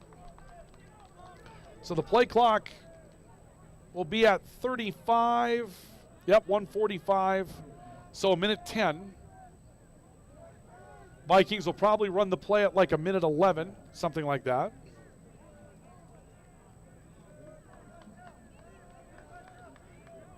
So we'll see what happens with the Vikings here, as they'll watch the clock, I'm sure, rather closely. 10 seconds on the play clock. Kastner with Divine Pearson to his right. Play clock at 5 seconds. Now down to 3. And Kastner takes the snap, trying to run a zone to the right, and he'll just stay in bounds and go down to the numbers back at the 50 for a loss of 3. So here comes 4th down. The Vikings will probably use a timeout here. Ball at the 50-yard line. The play clock's at 30, so they can take this down to about 25 seconds. Dennis McCulloch is standing right next to the line judge on the near sideline. And those two are discussing what's going on here. And so I believe Coach McCulloch's intention would be to take a timeout as the play clock runs down. Let as much of the clock wind off as possible. Then you got to wonder what you do after that. Play clock down to 2. And Coach Mack calls for timeout. So the timeout taken with 24 seconds left to go. And when I say you wonder what you do after that, so the even money is punt the football, right? I can understand that. But a lot can go wrong on a punt snap too. Ball's at the 50, so you don't want to give them a short field, obviously. Would you horse around with snapping the ball?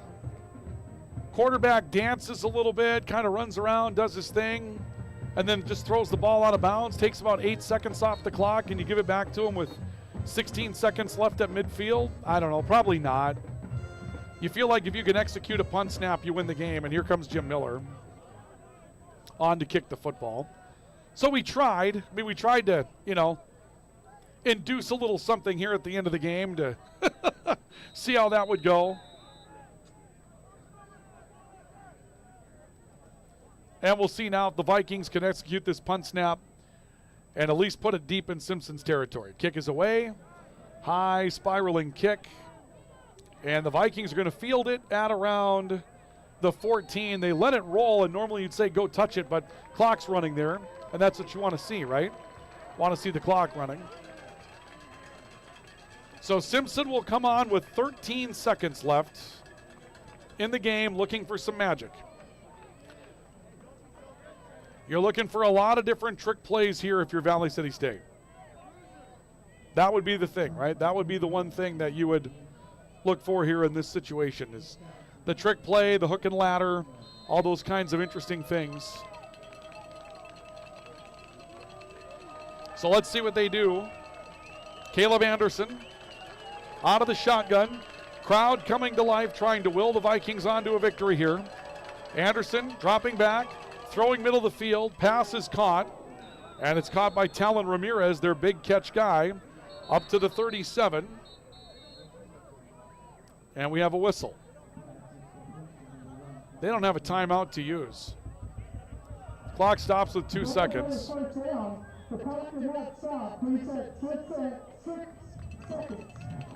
Okay, they didn't clock the ball. They didn't stop the clock when the play came to an end. 6 seconds, they've got that up. And here comes what you would expect to be the final play of the football game. So Caleb Anderson stepping back, looking to throw underneath. Pass caught, and that's the football game, and the Vikings will move to 3-1 on the season.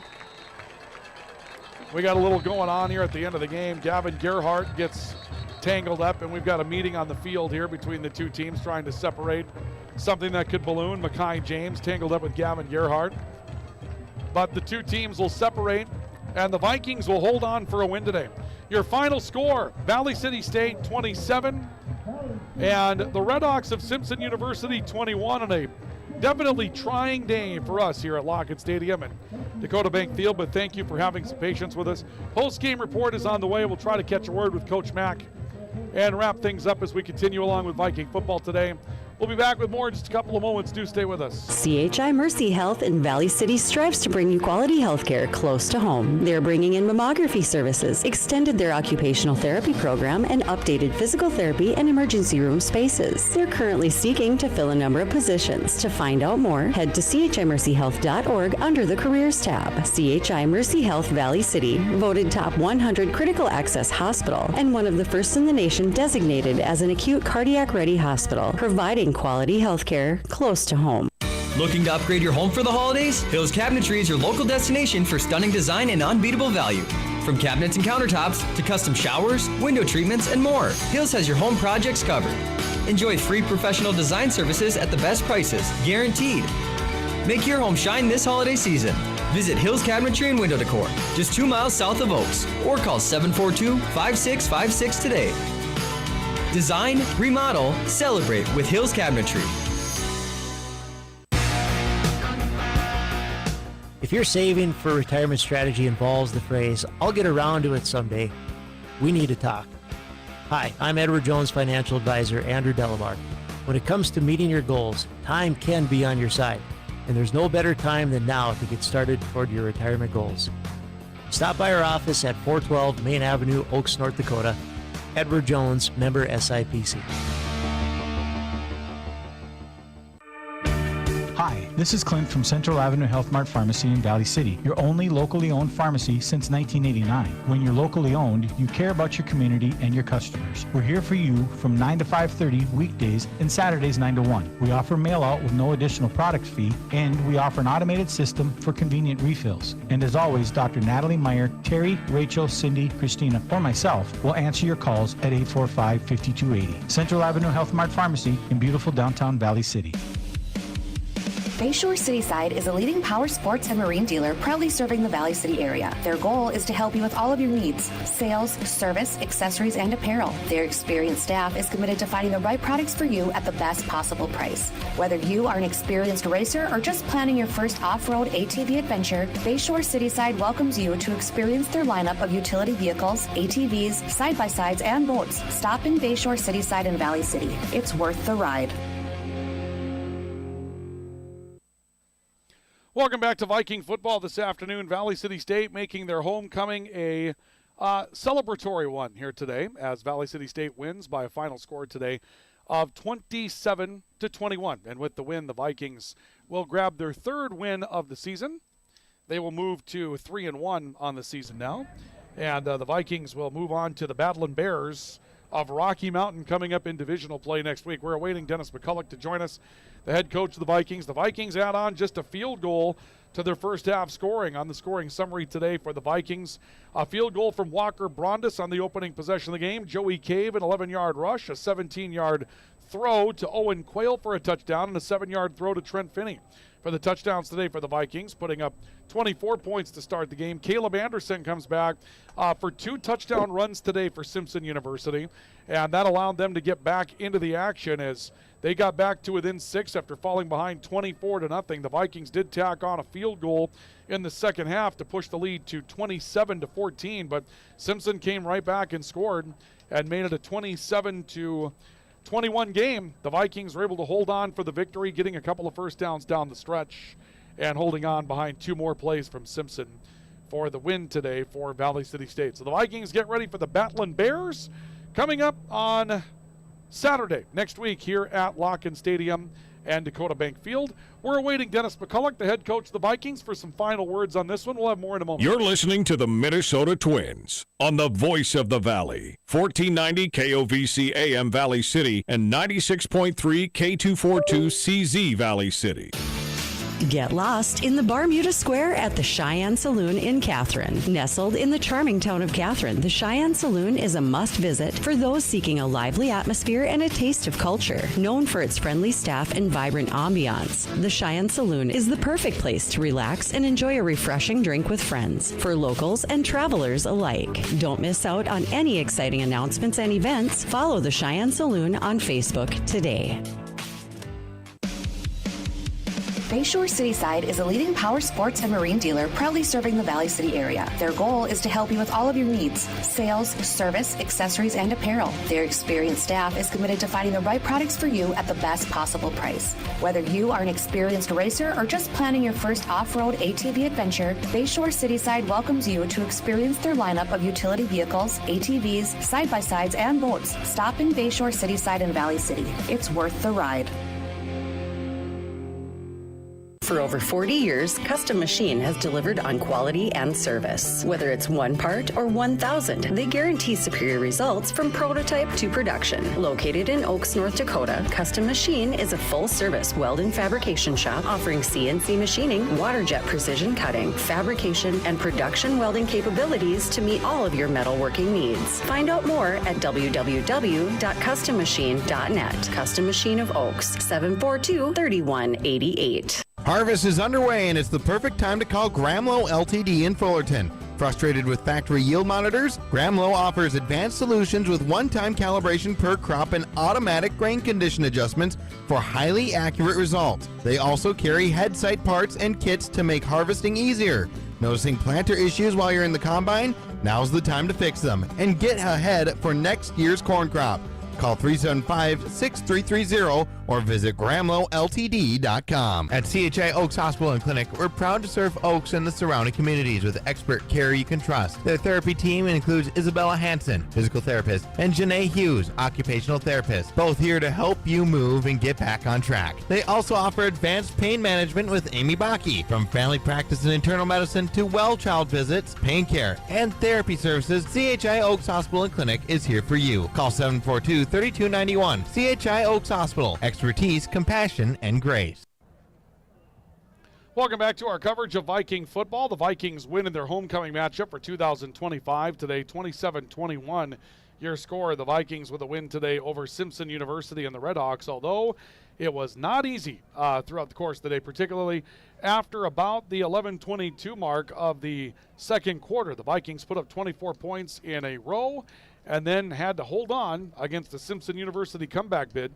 The Vikings do hold on to get their third win of the year and are now 3-1 on the season. Simpson University falls to 0-4, and the Vikings get set to take on Rocky Mountain coming up next week in a matchup at home. This was the first of 3 in a row that the Vikings will have here at Locken Stadium, and the Vikings get this one today by a final score of 27-21 to take home homecoming for 2025. We're joined by Dennis McCulloch, the head coach of Viking football, with us here today, and I'm sure a tough one to break down, Coach McCulloch, all the way through. I mean, obviously a great start to the game, then the wheels kind of fall off. Sometimes I wonder in games like this, when you get out to a great start and things are kind of happening easy, is it a path that athletes take every once in a while, maybe take a foot off the gas, feel like they got this under control, and have to kind of dig yourself back into the game at that point? Does that happen? Yeah, I'd really like to figure it out myself, because, we just rolled early and really should have been up more, right? We had more opportunities. We botched a field goal. We're down. I mean, we had multiple opportunities. We're driving the ball. There's a few things. There's an open wide receiver in the first half that we end up making contact with the DB. He intercepts the ball. Some of those plays, you get one of those plays, you create one good explosive play, maybe you get some other momentum pieces going, but we couldn't. They did a good job, and you had Meyer for the things they were staying into it. They never gave up. They got better, and we didn't. I mean, and we made, there's some frustrating mistakes that you shouldn't make. The kickoff at second half, I mean, that's just you down the ball in the end zone. And we just, you talk about it. I'm the guy that coaches that guy back there. And so to take any blame, it's me, because that's exactly, we talk about it. If the emphasis of the ball goes in, you can down it. You don't have to bring it out. But we made multiple of those things happen to allow them to come in. And offensively, they did a nice job of figuring us out. I mean, they did a lot of really good things with their quarterback run game. We couldn't tackle as well as we have been. Our guys I think they thought he was going to go down if I hit him, and it didn't happen. And you got to give it hand to them, because they came out and figured it out and got their run game going, got their pieces that they needed. And, we were having a tough time getting a stop in the second half with them. And so hands off to them. The greatest thing is, I'm going to tell you, I know it feels for some people, it's a quiet atmosphere here today. We didn't get a lot of excitement going, but we got to appreciate the win, first of all. Sure. Right? You got the win and be excited about it. I'm trying to tell our kids the same thing. It's like, guys, you got the win today. You're 3-1. We can figure out the rest of these things as we go forward. And we do. We have some things that we got to get better at. I thought they got more difficult to deal with when they committed to their first quarterback, Caleb Anderson, running the ball. It seemed like early they were doing just draws.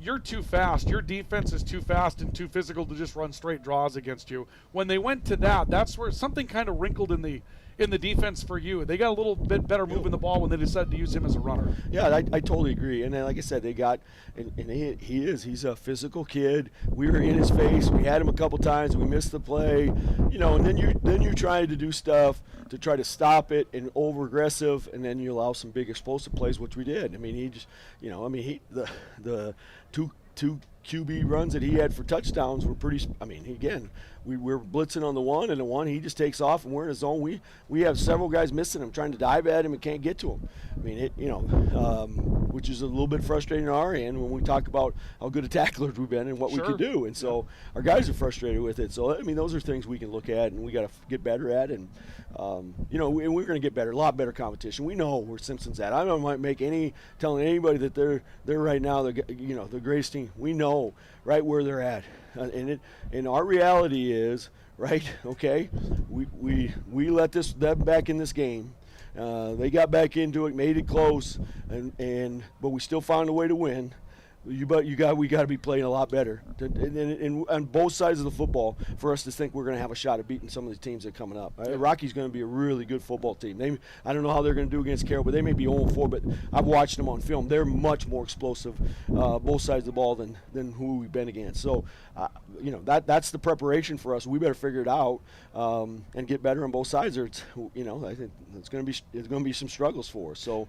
Couple of turnovers for you today. It seemed like Joey Cave was trying to make something happen. He could feel, dang it, this thing's not going away, and he's trying to make a play. And they were deep downfield, but at the same time, balls that maybe you don't want him to throw in that situation. Is that something that we talk about? Yeah, absolutely. And and again, you're moving. You have. A couple of those plays, he does have that receiver, and he sees he's going to throw it, but you underthrow it, and they make some good plays on it, right? And sure. They did a nice job but we had them. You could see it a couple times. We had Deutsch in the end zone, and it's underthrown a little bit, and give them time to catch up. I mean, it's going to be frustrating because we're going to see some guys that are open. We had some opportunities, and we didn't get to them. And get the ball down. And you're right. At some point in time, throw the ball away, take our good, okay plays because you don't want to continue to turn the ball over. Let's talk about a positive. Mosiah Rogers-Tavau was all over the field for you today. He was just a one-man wrecking crew defensively today, Coach. He did a nice job. He got we did some stuff in the drop game. He ended up getting a pick, and it's pretty cool for a D lineman. Yeah, absolutely. It's for him to get it and get a pick, and early on he had it rolling, and it was positive. And he good player. A very physical, get after, explosive guy. Sometimes Mosiah can lose it a little bit, but he did a much better. I mean, he did a really good job today. And we have those kind of guys. I mean, DeQuez Chapman's in the backfield a lot, and we missed some plays. I was going to say, he's not going to show up on the stat sheet today, but DeQuez Chapman was disruptive today for him. And you probably got to hand it to him because they avoided some of those plays that we would have had him in the back. I mean, their quarterback got away from him several times. There's no way you should be able to make a play and get out of that. Well, Battling Bears next week, and like you mentioned, now it starts, right? So I talked a little bit about this during the broadcast today, but you can certainly add more emphasis to this. These 4 games, you're 3-1, but they mean 0 other than getting ready. You got division games, you've got a playoff spot at the end of that rainbow now, you got 6 games coming up, and everything in front of you is what matters. Absolutely. That's exactly good or bad behind us, right? That's exactly right. And everything we just did, we have to learn from it. We hope we get some guys healthy. We had some guys go down today that's not, we're thin at the linebacker spot now. Joey Ananiwi can come in and place Ashton Ricchino. Ashton's been down. Joey's now out. We're going to have some spots we got to get figured out, hopefully get healthy, and get some of those guys back in. The running back core, same thing. We're not fully healthy there. But when those things can happen, right, and now as you move into conference play where every game's going to matter to us, we know we got to play better. We have to. Well, next week at noon, we'll see if we can, right, Coach? Exactly right. Thank you for the Thank time you, Ryan. Coach. Appreciate it. Dennis McCulloch, the head coach of the Vikings, joining us today as the Vikings celebrate a homecoming victory by a final score of 27-21. Next up for the Vikings are the Battling Bears of Rocky Mountain. It'll be next week on Saturday. And again, pregame coverage scheduled for 11:30 a.m. and the kickoff will be scheduled for noon. And we'll have that for you here coming up on KOVC and also on the VCSU Athletics YouTube channel. Well, that's going to do it for us. We're going to join Minnesota Twins baseball in progress. Thank you for joining us today for Viking football on the radio side and the video side. We'll see you next week on the radio side here on the Twins.